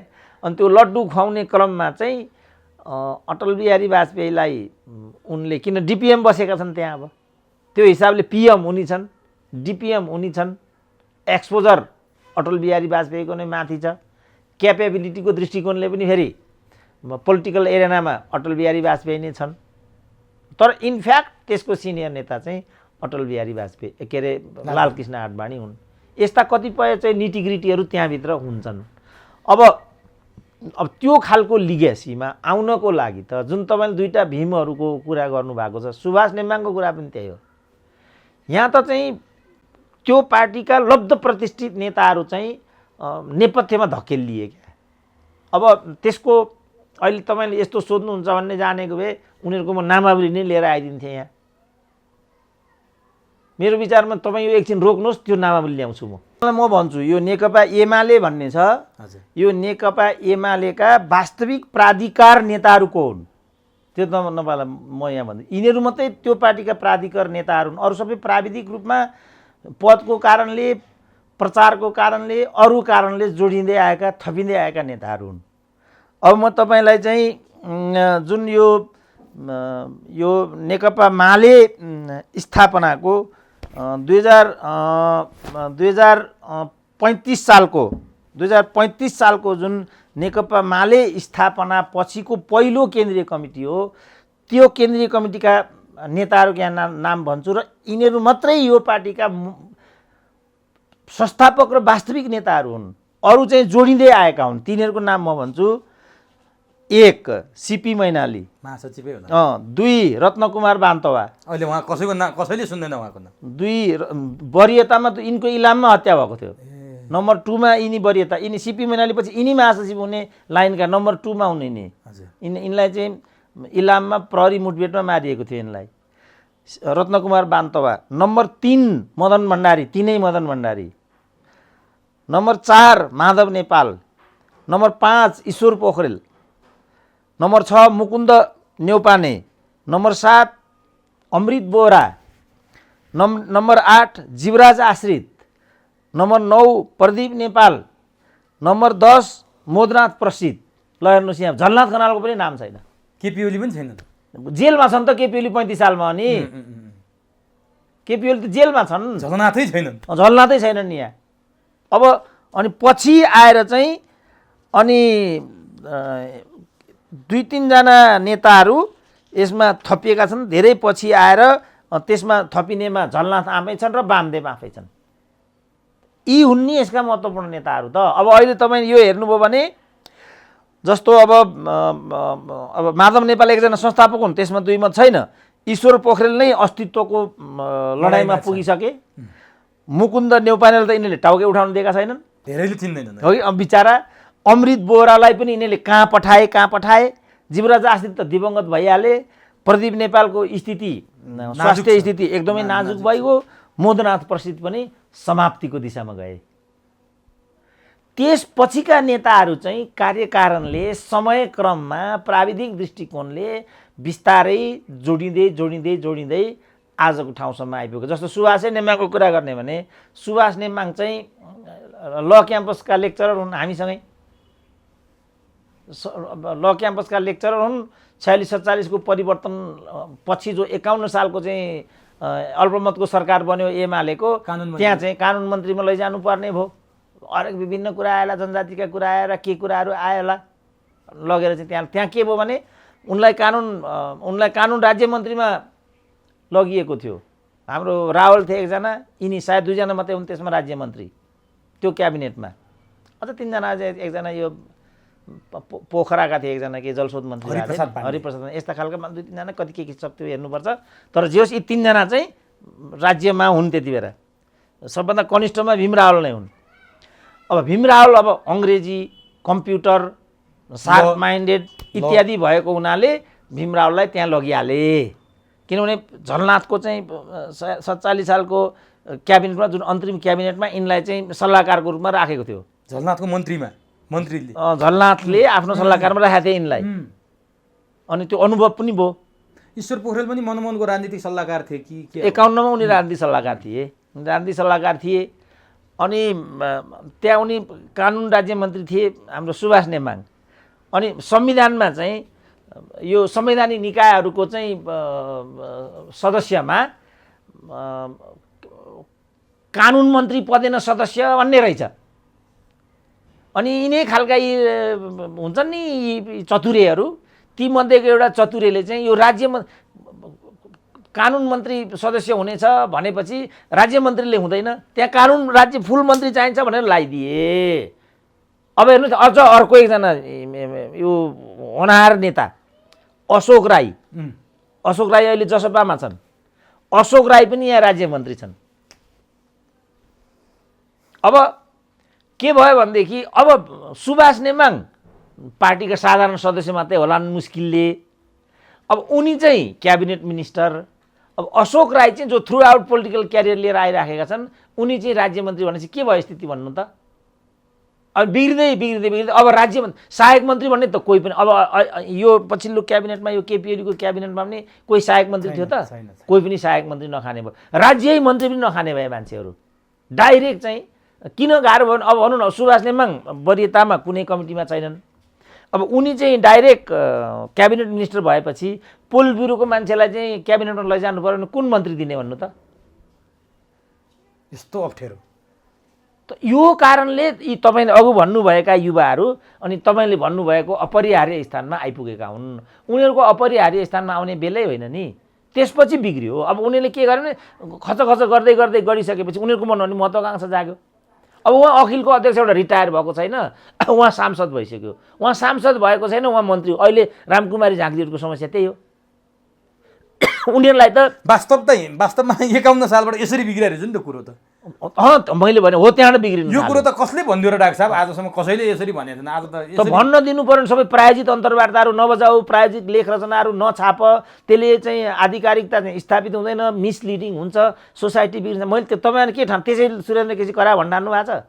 मलाई कसैले अन्तर्वार्ता लिए के हुन्छ, नलिए के हुन्छ, मेरो लेख छापिए के हुन्छ, नछापिए के हुन्छ? मेरो अब मेरो जे एउटा भारी बोक्नेको छोरो, म जहाँ पुग्नु पर्छ पुगिसकेँ। तर यो कुरा त धेरै धेरै माइलस्टोन साबित हुन्छ डाक्टर साहब कसै ढुङ्गा। यसरी किताबै निकालेर यो वरियता त कसैलाई थाहा छैन होला सायद। के मान्छन् उनीहरूको त ऊ त्यहाँ पुस्तक पसलमा गयो भने एउटा मान्छे त्यहाँ उभिएको हुन्छ, त्यसलाई के भनेको हुन्छ, खबरदार कोही पनि यहाँ सुरेन्द्र केसीको किताब किन्ने आयो भने यो राम्रो छैन किताब नकिन्नु भनिदिनु एउटा मान्छे त्यहाँ राखेको हुन्छ उनीहरूले। मेरो त यहाँसम्म भयो कि त्यो नेपालको कूटनीतिक इतिहास भनेको पहिलो नेपाली भाषामा नेपालको कूटनीतिक इतिहास लेख्ने राइटर भनेको म हुँ नेपालमा, पहिलो फर्स्ट। त्यो यति पपुलर भयो त्यो किताब। मैले इलाममा क्याम्पस हुँदाखेरि सबभन्दा फुचे केटो हुँदाखेरि लेखेको थियो। 30 वर्ष पनि थिइनँ होला म त्यो बेला। इलाम त्यत्रो दुर्गम, त्यो मैले किन लेखेँ, त्यहाँ चाहिँ टिचरहरूको म देख्थेँ नि राजनीतिक गतिविधि। म एउटा त्यो बौद्धिक अभ्यास भने म टिचरहरूमा देखिन्थेँ क्या। त्यहाँ गफ गरेछ, हल्ला गरेछ, कराएछ, खाएको छ, यस्तो मात्रै गर्ने। अनि तपाईँहरू यस्तो बौद्धिक भएर युनिभर्सिटीको लेक्चरर भएर यस्तो गफ गरेर तास खेलेर यस्तो गरेर यस्तो पनि हुन्छ तपाईँहरूको? के गरेर बस्नुभयो तपाईँ भनेपछि कसरी पढ्ने, कसरी लेख्ने, यहाँ लाइब्रेरी छैन, किताब छैन, सूचना छैन, केही छैन, कसरी लेख्ने भन्न थालेँ। त्यसो भने कसरी लेख्ने म देखाइदिन्छु भनेर मैले त्यो क्याम्पस चाहिँ हुँदाखेरि लेखेको किताब हो त्यो। तर चान्सले त्यो किताब कस्तो भयो भने एकदमै पपुलर भयो त्यो किताब। अनि पपुलर भइसकेपछि त उनीहरूलाई त एकदम चिडचिडाट भयो।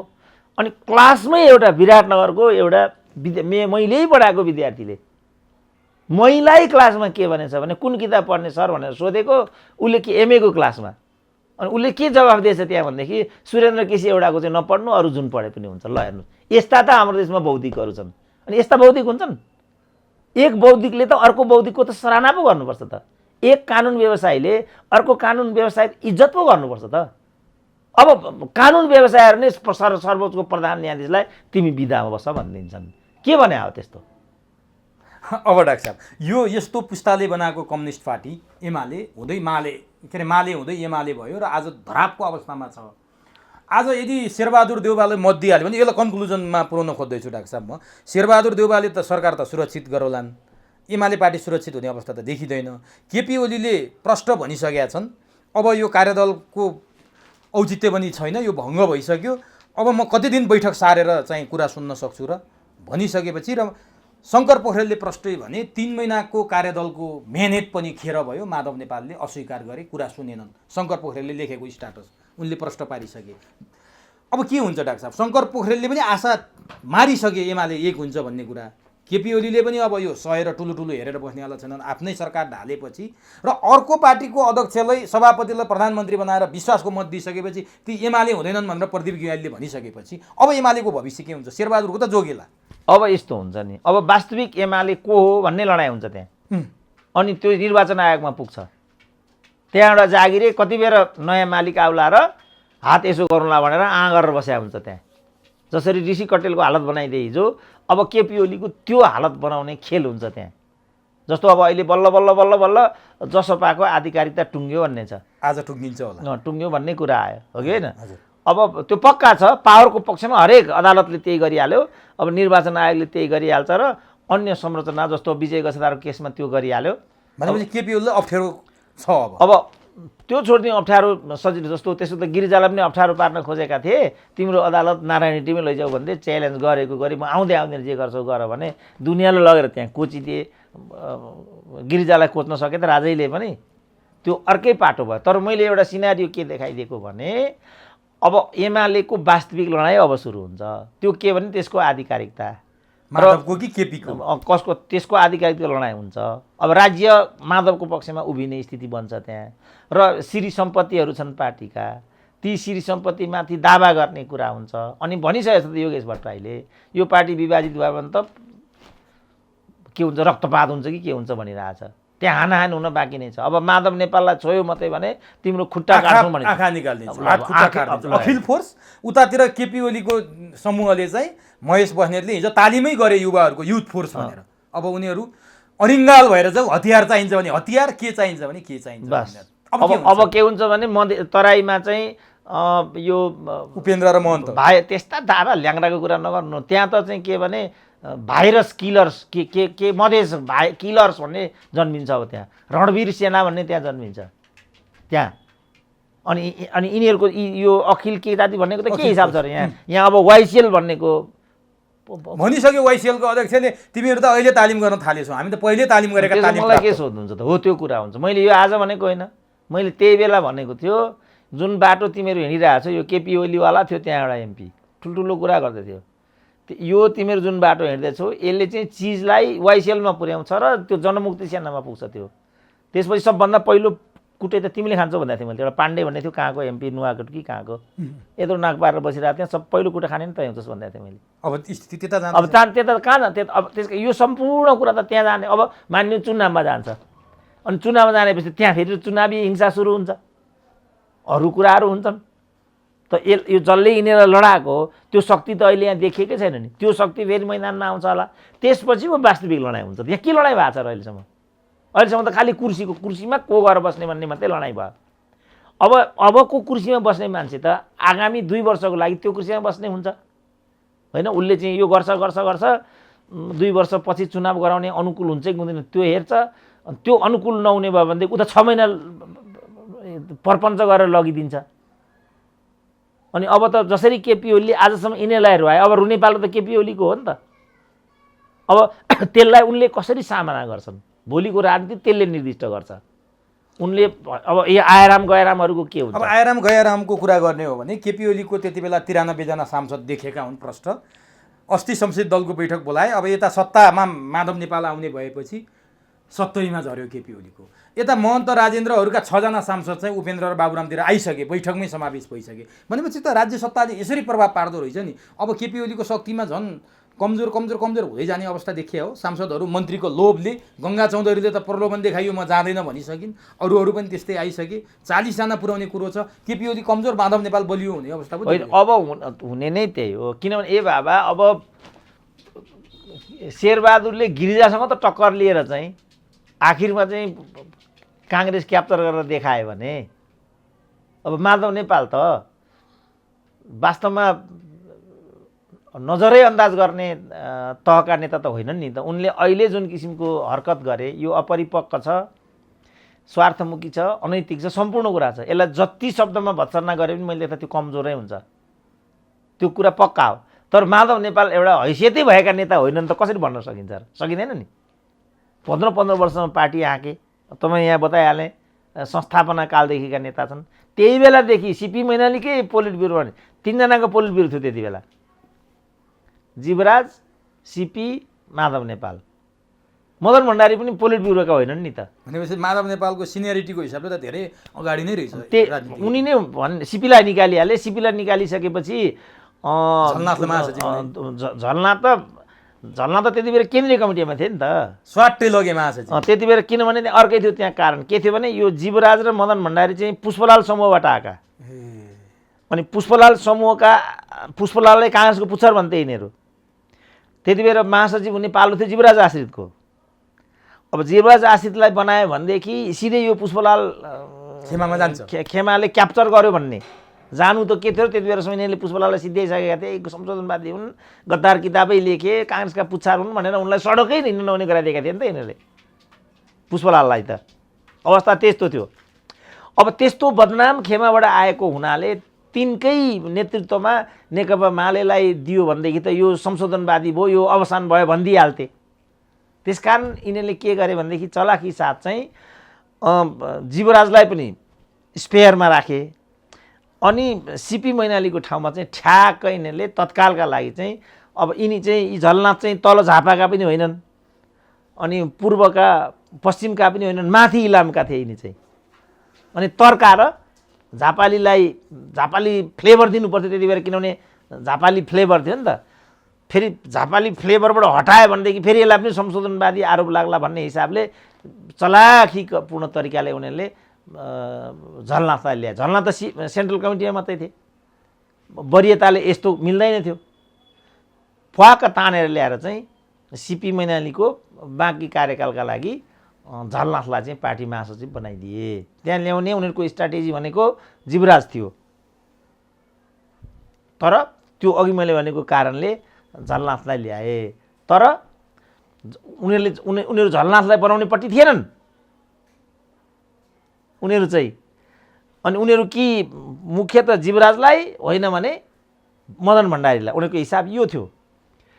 39 चाहिँ जेएन भइसकेपछि 44-45 सालमा चाहिँ सिराहामा नेकपापट्टिको यो मालेपट्टिको चौथो महाधिवेशन भयो। त्यो चौथो महाधिवेशनले मदन भण्डारीलाई अगाडि सार्यो। अब मदन भण्डारीको के रहेछ, एउटा भाषण कला रहेछ उनको। अब उनको भाषण कला पनि रहेछ र उनीमा यिनीहरूको भन्दा अलिकति स्टेटमेन्टसिप क्यारेक्टर पनि उनीहरूमा देखिन्छ। किनभने सिपी मैनालीलाई बाहिर गरिदिसकेपछि यिनीहरूको हिसाबले हो भने सिपी मैनालीलाई त्यही बेला लखेट, जसरी अहिले यिनीहरू एकअर्कालाई लखेटिरहेछन् नि, केपीलाई माधवले लगेलिरहेछन्, माधवलाई केपीले लखेटिरहे, यिनीहरूको त संस्कार यो हो नि त। तर मदन भण्डारीले चाहिँ के गर्यो भने त्यसपछि चाहिँ 46 सालको परिवर्तन भयो। त्यो 46 सालको परिवर्तन त्यो पार्टीको संस्थापक महासचिव भएको हिसाबले त्यहाँ मन्त्री हुनुपर्ने पालो थियो राधाकृष्णको, किनभने एक्सपोजर उनको त्यस्तै थियो, काङ्ग्रेससँग डिल गर्ने भन्ने कुरा सारा कुरा थिए, उनलाई बनाउनु पर्ने थियो राधाकृष्ण मैनाली। तर यो कारणले गर्दाखेरि पार्टीको पूर्व महासचिव इत्यादि कारणले गर्दाखेरि एकैचोटि 47 सालको भट्टराईको क्याबिनेटमा झलनाथको नाम अगाडि आयो। यो गरेको थियो मदन भण्डारीले। अब मदन भण्डारी आफै हुनुपर्नेमा वा आफ्नो भक्तलाई चाहिँ अगाडि सार्नुपर्नेमा पार्टीको महासचिव वरियता के भनेर झलनाथलाई सारे नि त। यो पनि ठुलै कुरा थियो नि त। सिपीलाई पनि सार्न सक्थ्यो नि। सिपी त अनि कारबाहीमा छ।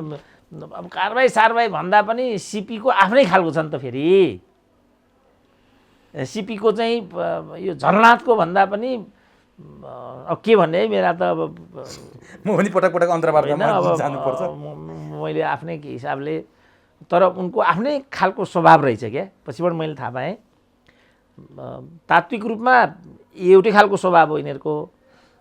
त्यो कारण समेतले उनीहरूले चाहिँ के गरे भन्दाखेरि झलनाथलाई अगाडि सारे। तर 9 महिनामा झलनाथ चाहिँ डङडुङ्ती गनाइहाले।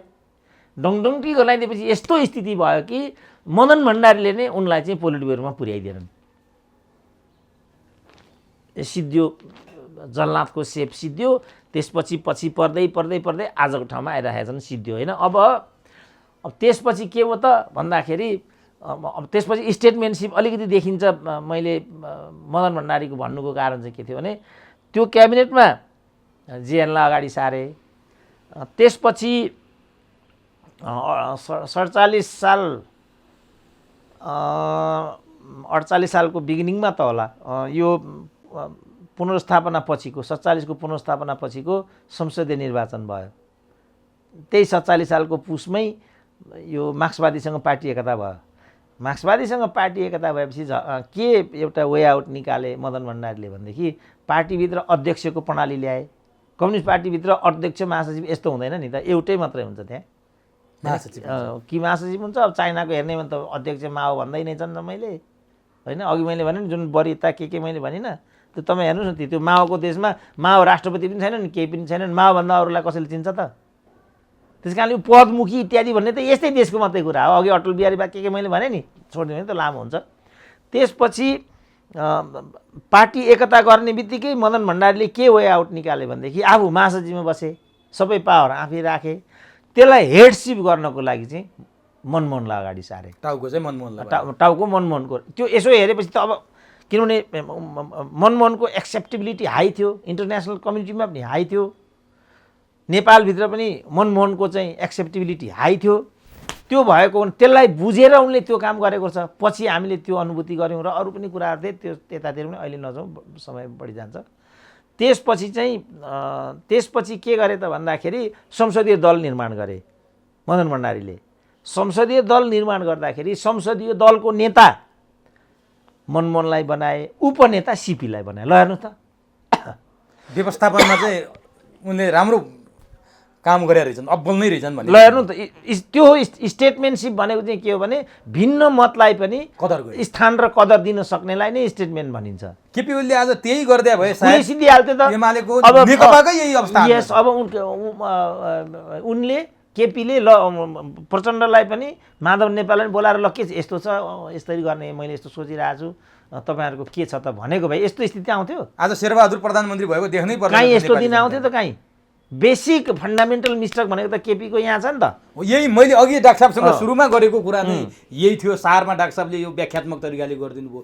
अब यसलाई के भन्न सकिन्छ भने होइन यो नभनी त केपीलाई चाहिँ त्यो यहाँ नौब्यायो भनेपछि अनि मान्छेले त अर्कै प्रकारले बुझिदिन्थ्यो नि त। जस्तो भनौँ महिलाई केपी ओली भन्छन् नि त यिनीहरू। अब त प्रश्न भयो नि त कुरा। अब त्यस कारण मैले यो सबै ल्याएँ। अनि त्यसपछि उनले चाहिँ हाउसमा पठाउँदाखेरि लिडर मनमोहनलाई बनाए, डिपुटी लिडर सिपीलाई बनाए, अघि उता मैले उसलाई जेएनलाई कदर गरेको कुरा पनि भनिहालेँ।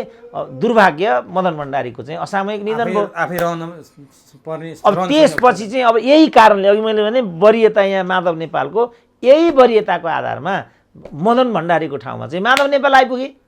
त माधव नेपालको पनि खुबी के भने यो यो यो यो ओलीको जस्तो नटोरियस रुल भएन पार्टीभित्र। उनको मिलाएर लगेको देखियो नि त। सम्पूर्ण कुरा त उनीसँगै थियो। तर यिनीहरूको भित्रभित्र चाहिँ शीतयुद्ध रहेछ भन्ने कुरा अहिले देखिन्छ। अहिले देखियो। अब यो केपी ओलीले चाहिँ मान्छेले यही हिसाबले दुःख पाइस मङ्गलले आफ्नै ढङ्गले भन्न थाले। सबै कुरा भयो, व्यवस्थापन गर्न सक्ने क्षमता केपीले देखाएनन्। त्योभन्दा पनि आफूभन्दा फरक विचार अथवा आफ्ना विरोधीहरूलाई सकाउने चाहिँ केपी ओलीको नीतिले गर्दा यो दुःख पाए भन्छन् क्या मान्छेले। अब तिमीमा डाक्टर साहबको के छ मत? होइन अब त्यसरी भन्नु मैले त अलिकति अन्यायपूर्ण हुन जान्छ। किनभने 5 वर्षको म्यान्डेट केपीलाई हो क्या। 5 वर्षको म्यान्डेट केपीलाई हो। अब तर पार्टीले निर्णय के गर्यो भने 2.5 वर्षको प्रधानमन्त्रीत्व भन्ने निर्णय जान्छ। फेरि कुरो त्यहाँ जान्छ।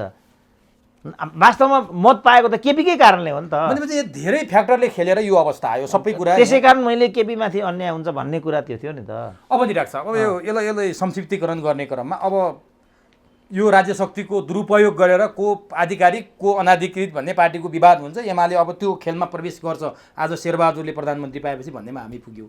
र शेरबहादुर प्रधानमन्त्री भएका छन् नि डाक्टर साहब, उनको चाहनाले त यो सम्भव पनि थिएन। म प्रधानमन्त्री हुन्छु भनेर काङ्ग्रेसको नेताले, संसदीय दलको नेताले चाहँदैमा हुने अवस्था थिएन। माधव नेपाल र प्रचण्डको यो हदसम्म शेरबहादुरलाई बोक्ने काँध नभइदिएको भए शेरबहादुर प्रधानमन्त्री बन्न सम्भव थियो र डाक्टर साहब? यसमा त माधव र प्रचण्डकै महत्त्वपूर्ण रोल देखियो होइन? होइन यो त त्यसमा दुई मात्रै भएन। अहिले यहीमा पनि 23 एमपीले चाहिँ मतदान नगर्ने बित्तिकै अहिले पनि उनको विजय हुँदैन। शिखण्डी हुने त शेरबहादुर त अहिले त। भनेपछि केपी ओली र केपी ओलीका निकटका मान्छेहरूको अलि बढी तारो चाहिँ माधव नेपाल र प्रचण्ड नै छन्। उनीहरू शेरबहादुरमाथि कुनै पनि प्रकारको आरोप प्रत्यारोपमा उत्रेका पनि छैनन्। उनीहरूको तारो चाहिँ माधव र प्रचण्ड हुनुको कारण चाहिँ शेरबहादुर आफैले गरे हैनन्, उनीहरूको कारण यो भाव भन्नेमा केपी र केपी निकटका मान्छेहरूले यो कुरा बुझे हुन्? होइन यो विषयवस्तु नै होइन क्या। किनभने माइनस माधव नेपाल आजको समीकरण नै बन्दैन नि। तपाईँलाई हिजैदेखि कति अन्तर्वार्तामा मैले भनेको छु यो झगडा भनेकै प्रचण्ड र केपी ओलीको हो। अरू सब खान्ते पिन्ते कुरा मात्रै हुन्। माधव नेपाललाई पनि प्रचण्डले खेलाइरहेछन्। होइन यो नभनौँ न। अब यो त्यो त उनीहरूले पनि त बादललाई खेलाइरहेछन् नि। यसरी हुँदैन। होइन मैले यो किन भने अन्तिममा बिट मार्दैछु डाक्टर साहब। मैले जस्तो पछिल्लो समयमा विप्लवको सक्रियता हत्तै बढेको छ। अस्ति तपाईँ र मैले कुरा गर्दै गर्दा विप्लव प्रचण्डकोमा पुगेका थिएँ। त्यसपछि विप्लव र प्रचण्ड माधव नेपालकोमा पुगे। त्यसपछि विप्लव बाबुराम भट्टराईकोमा पुगे। र यसको सार तत्त्व चाहिँ केपी ओली बाहेकको कम्युनिस्ट ध्रुवीकरण गरेर त्यो एउटा ध्रुवीकरण बनाउने र केपी ओलीलाई चाहिँ प्रहार गर्ने अथवा काउन्टर दिने तयारी हुँदैछ भनेर चर्चा भइरहेछ। त्यो सम्भव छ डाक्टर साहब? त्यो सम्भव असम्भव जे पो होला, तर त्यो न्यायोचित हुन्छ र किन गर्न खोजेका छन् त? त्यो यो भेटघाटको अर्थ त होला नि? केही पनि अर्थ छैन। यो चाहिँ विप्लवको चाहिँ यो के भन्ने यसलाई अब शोभा छैन, शोभायुक्त होइन यो। तिनै प्रचण्डलाई त्यो हालतमा बनाएर आफू जङ्गलमा छिरेका छन्। अनि तिनै केपी ओलीले बोकेर उनलाई मूल पर्वामा ल्याएका छन्। किनभने विप्लवलाई मात्रै ल्याएको छैन नि मूल पर्वामा केपी ओलीले, सिके राउतलाई पनि ल्याएका छन् र महन्त ठाकुरहरूलाई पनि व्यवस्थापन गरेका छन् नि। त्यो त उनको एउटा स्किल हो नि त। त्यस कारणले हामीले कुनै पनि किसिमको एक्सट्रिमिजममा जानु हुँदैन। कसैलाई पनि हामीले पूर्णतः निषेध गर्ने अथवा कसैको पनि चाहिँ तरफदारी गर्ने त्यो विधि राम्रो हुँदैन। अब अन्तिममा के भनिदिनुहोस् भने डाक्टर साहब, केपी ओली अब त प्रतिपक्षमा छन्। आज शेरबहादुरले विश्वासको मत पाए पनि नपाए पनि केपी ओलीले बालुवाटारबाट जानेवाला नि सङ्केत गरेका छन्, म परमादेशले हटाइएको हो, जनादेशले हटाइएको प्रधानमन्त्री होइन, अबको संसदमा अबको सरकारलाई सजिलो छैन। र उनले एउटा गीत गाएर पनि माइती घरतिर गाउने गीतको संज्ञा पनि दिइसके शेरबहादुरले बनाएको सरकारलाई, म प्यार बेचिदिन्छु अरू के भनिसके। भने शेरबहादुरको सरकारप्रति केपी ओलीको पार्टीको अबको रणनीति के होला र केपी ओलीले सहजै शेरबहादुरले काम गर्न देलान् नदेलान्, अथवा संसदमा केपी ओलीको प्रमुख प्रतिपक्ष पार्टीको हिसाबले भूमिका कस्तो होला, आगामी दिन कस्तो देख्नुहुन्छ संसदको? अब सकेको सबै हरकतहरू केपी ओलीले त्यहाँ गर्न नै खोज्छन्, तर माधव नेपाल बाहिरको अवस्थामा जुन विगत समयमा उनीहरूले चाहिँ एउटा जाजल्लोमान भूमिका त्यहाँ खेल्न सक्थे त्यो अब सम्भव छैन। किनभने क्रेडिबल मान्छे, इमान्दार भन्ने हो भने क्रेडिबल मान्छे म केपी ओलीसँग देख्दा पनि देख्दिनँ। त्यही कारण अब अहिले उनीहरूले या त चाहिँ मुख्यत महेश बस्नेत चाहिँ छाएको देखिन्छ कि गोकुल बास्कोटा, होइन भने गोकुल बास्कोटाको नाम आउँछ। अब यो तहबाट त जाजल्लोमान भूमिका त अपेक्षितै छैन। त्यस कारणले जुन किसिमको पात्र र प्रवृत्तिलाई चाहिँ केपी ओलीले चाहिँ प्रवर्धन गर्न खोजे, यिनीहरूले अक्षम्य चाहिँ त्रुटि गरेका छन् त्यहाँभित्र। किनभने पार्टीभित्रको वरियतालाई, वरिष्ठ नेताहरूको मान मनितोलाई, मर्यादालाई कुनै पनि हालतमा चाहिँ आँचाउन दिनु हुँदैन थियो क्या। अब त्यो ठाउँमा चुके यिनीहरू। अब यो मानेमा बरु प्रचण्डसँग केही भए पनि स्किल छ क्या। म भन्छु नि अहिले पार्टी इन्ट्याक्ट राख्नेमा कोही सक्षम देखिन्छन् भने यिनै अब आएर पनि गएर पनि 5-7 जना यताउता भए पनि लार्जली त उनले आफ्नो पार्टीलाई त इन्ट्याक्ट नै राखेको छ होइन। त्यसकारण यी नेताहरूमा चाहिँ जस्तो शेरबहादुरको पनि त्यही कमजोरी देखिन्छ क्या, लाचार र कमजोर मानिसहरूलाई मात्रै प्रवर्धन गर्ने। पार्टीभित्र पनि त सामाजिक न्याय हुनु पर्यो नि। एउटै 7 चोटि 8 चोटि मन्त्री हुने भनेको राम्रो होइन नि त। यसले त त्यहाँभित्र एउटा द्वेष, ईर्ष्या, नराम्रो किसिमको नजानिदो गरीको मनोमालिन्य त्यस्तो ल्याउँछ नि त। अहिले काङ्ग्रेसहरूमा न हर्ष न विस्मात। काङ्ग्रेसका नेतासँग कुरा गर्दा शेरबहादुर प्रधानमन्त्री भएकोमा उनीहरू खुसी नै छैनन् र दुःख मान्ने भने अब आफ्नै सभापति भएको छ। काङ्ग्रेसका सिनियर नेताहरूले हामीसँग कुरा गरे, हाम्रो दुःख नि न हर्ष न विस्मात, राम्रो गर्न सक्दैन, नराम्रो नगर्दै हुन्थ्यो भन्ने मात्रै छ उनीहरू। त माधव नेपालसँग काम गर्ने पनि कतिपयको त्यही छ, हामी खुसी पनि छैनौँ दुःखी पनि छैनौँ। अब आफ्नो पार्टी सडकमा आइराखेको छ, अब उनीहरू दुःखी छैनन् अरे, किनभने उनीहरूकै कारणले आफ्नो पार्टी सडकमा आइराखेको छ। अब कर्तव्य हो रे शेरबहादुरलाई भोट हाल्ने, रामकुमारीको भाषा कर्तव्य हो शेरबहादुर। यसको त केही दबाई छैन नि, छ त केही दबाई छ यस्तो? अब माधव नेपालहरूले शेरबहादुरलाई भोट हाल्यो भने उनीहरू सत्ता पक्ष कि विपक्ष त डाक्टर साहब? अब कस्तो अप्ठ्यारो होइन, त्यो त उनीहरूले बोल्यो। अब उनी जस्तो पहिल्यै भीमरावले भनेको छ नि, तपाईँ कुन पार्टीको भने त प्रधानमन्त्रीलाई उनीहरू त्यही लाइनमा हाल्छन् नि। अब त्यो बेला त तपाईँ कुन पार्टीको भन्नेले, अनि भोलि के मात्रै नभन्ला, तिमीहरू एमाले होइन हामी एमाले हौँ भन्छन् उनीहरूले। अब यो त यो नग्नताको त के दबाई छ? लज्जा त्याजन भन्नुहुन्छ नि डाक्टर साहबले, ठ्याक्कै त्यही हो। यो अब त्यही हो, त्यसको त केही पनि दबाई छैन नि। अब उनीहरू सरकारमा पनि जान्छन् जस्तो देखिन्छ हेर्दाखेरि, 8वटा मन्त्रालय 7वटा मन्त्रालय। सरकारमा नजाने भने यो सब भाँडबैलोको के अर्थ हुन्छ त? कस्तो पार्टी हो त? एउटा पार्टी एउटा भाग प्रतिपक्षमा छ, अर्को भाग सत्ता। त्यो त बाबु यस्तो केटाकेटी कुरा नगर्नु न। विगत समयमा राप्रपाको यही हो, विगत समयमा मधेसवादी दलको यही हो, विगत माओवादी यही भएर नभए बाबुराम कसरी प्रधानमन्त्री भयो त? बाबुराम नेता हुन् त्यो पार्टीका, आइडोलग हुन् त्यो पार्टीका, संसदीय दलका नेता हुन् भए। अब जसो पाएको त तपाईँ अहिले नै देखिरहनु भएको छ। यी जम्मै नेपालका राजनीतिक दलहरू वास्तवमा राजनीति गरिराखेका छैनन्, व्यवसाय गरिराखेका। भनेपछि हामी कता जाँदैछौँ? हामी भन्नाले हाम्रो राजनीति कता जाँदैछ, हाम्रो देश कता जाँदैछ, के हुँदैछ, यसलाई ठ्याक्कै भनिदिनुहोस्। यो त एउटा सामाजिक अस्तव्यस्तता र राजनीतिक अराजकता खडा गरेर आउने दिन अन्धकारमय हुन् डाक्टर साहब हाम्रा। अब अन्धकारमय छन् भन्ने निष्कर्षमा हामीहरू नजाउँ होइन, किन त्यो अलिकति बढी निराशावाद। त्यसै पनि सुरेन्द्र केसी निराशा छर्छ भन्छन् होइन। त्यसो भए के देख्नुहुन्छ त भावी दिन राजनीति? यो अब अघि मैले भनिहालेँ नि, अखिल फोर्स जन्मिने, युथ फोर्स जन्मिने भने वाइसिएल जन्मिन्छ र यो मधेसी भाइरस किलर भन्ने छ नि एउटा, के हो त्यो खालको जन्मिन्छ। अनि फेरि अब बिस्तारै भनौँ न, अहिले यो कोभिडले गर्दाखेरि अब हामी यहाँ आजभोलि रातभरि जागराम बस्ने स्थितिमा छौँ। आजभोलि चोरको त्यस्तो बिगबिकी, चोर पसिसक्यो हाम्रो यहाँ घरमा। अब पुलिसलाई भनौँ नागरिकता लिएर आऊ भन्छ पुलिसले, पुलिसको त्यस्तो किसिमको छ होइन। अब अहिले चाहिँ चोरी मात्रै बिगबिग भइरहेछ यहाँ। अब हेर्नु होला यहाँ लुटपाट हुन्छ, अनि त्यसपछि गुन्डागर्दीहरू हुन थाल्छन्, अनि आतङ्क फैलिन्छ। हो, त्यस्ता चरणबद्ध रूपमा त्यतातिर जाँदैछ अहिले नेपालको परिस्थिति। ल भन्नु न तपाईँ नै, तपाईँ आफै भन्नुहोस् न। 76 को पुसबाट चाहिँ यो बन्दाबन्दीको प्रकरण सुरु भएको छ। 76 को पुसबाट सुरु भएको यो कोभिड भन्ने, त्यो यता तपाईँको घरमा कति इन्कम भयो त्यहीँबाट तपाईँ विचार गर्नुहोस् न मान्छेको के अवस्था होला भनेर। तपाईँ हामी त यता त्यता गरेर 2 पैसा घरमा पुर्याउने मध्येमै भयौँ। त हामी जस्तै मान्छे, हामी जस्तो 1 रुपियाँ घरमा नपुग्ने मान्छेहरू पनि छ। अब तिनीहरू के गरी पेट पाल्छन् त भोलि? काठमाडौँबाट मान्छेहरू विस्थापित हुनु त, बोर्डिङ स्कुलहरू शुभतारा भनेको सबभन्दा राम्रो स्कुल हो काठमाडौँको, बन्द भयो। कुमारी सिनेमा हल सधैँका लागि कुमारी सिनेमा बन्द भयो, नेपाल सधैँका लागि बन्द भयो। अनि कसरी जीवन चल्छ भन्नु त? यतातिर छलफल गर्नुपर्नेमा राजनीतिक दलहरू मन्त्री प्रधानमन्त्री भन्दा परतिर कुरै गर्दैनन्। अब यो काङ्ग्रेस भन्ने कस्तो लोइताङ्गे हो यो काङ्ग्रेस। कमसेकम यो अवधिमा महाधिवेशन मात्रै गरिदिएको भए पनि एउटा काम त पुरा हुन्थ्यो। हेर्नु, सुतेर बस्यो यो अवधिमा। अब चट्ट अब सरकारमा पनि उही छ, महाधिवेशन उसैले गर्नुपर्ने छ, महाव्याधि पनि उसैको टाउकामा छ, अनि परिणाम आउँछ त? यो परिणामतिर यो गएकै छैन चिज। अब यही कुरा चाहिँ नेकपाको हकमा हो। अब यो नेकपाको भित्रको पनि माधव नेपाल र प्रचण्ड खुइ पार्टीको महाधिवेशनतिर लागिदिएको भए आज यो कुरा हुन्थ्यो। ल ठिक छ, तपाईँ सरकार चलाउनुहोस्, जहिलेसम्म सरकार चलाउनुहुन्छ, हामी पार्टीको बन्दोबस्ततिर लाग्यौँ भन्दै प्रक्रियाबाट अगाडि बढिदिएको भएदेखि तिनका बाबुको मजाल थियो। हामी नै बोल्थ्यौँ। जस्तो 2.5 वर्षको कुरा म भन्छु नि, 2.5 वर्षको कुरामा प्रचण्ड चाहिँ अविचलित भइदिएको भएदेखि स्वतः केपी ओलीको चाहिँ कार्यकाल सिद्धिन्थ्यो। उनी नै बलबल गरिकन चाहिँ 5 वर्षको प्रधानमन्त्री केपी ओली हुन् भन्न थाले। अब मान्छेमा भ्रम उत्पन्न भयो र यो अवस्था आयो। त्यसपछि आजको अवस्था आयो। हस् डाक्टर साहब, समय दिनुभयो, महत्त्वपूर्ण कुरा राखिदिनु भयो, यसको लागि हार्दिक धन्यवाद। ल हस्, धन्यवाद।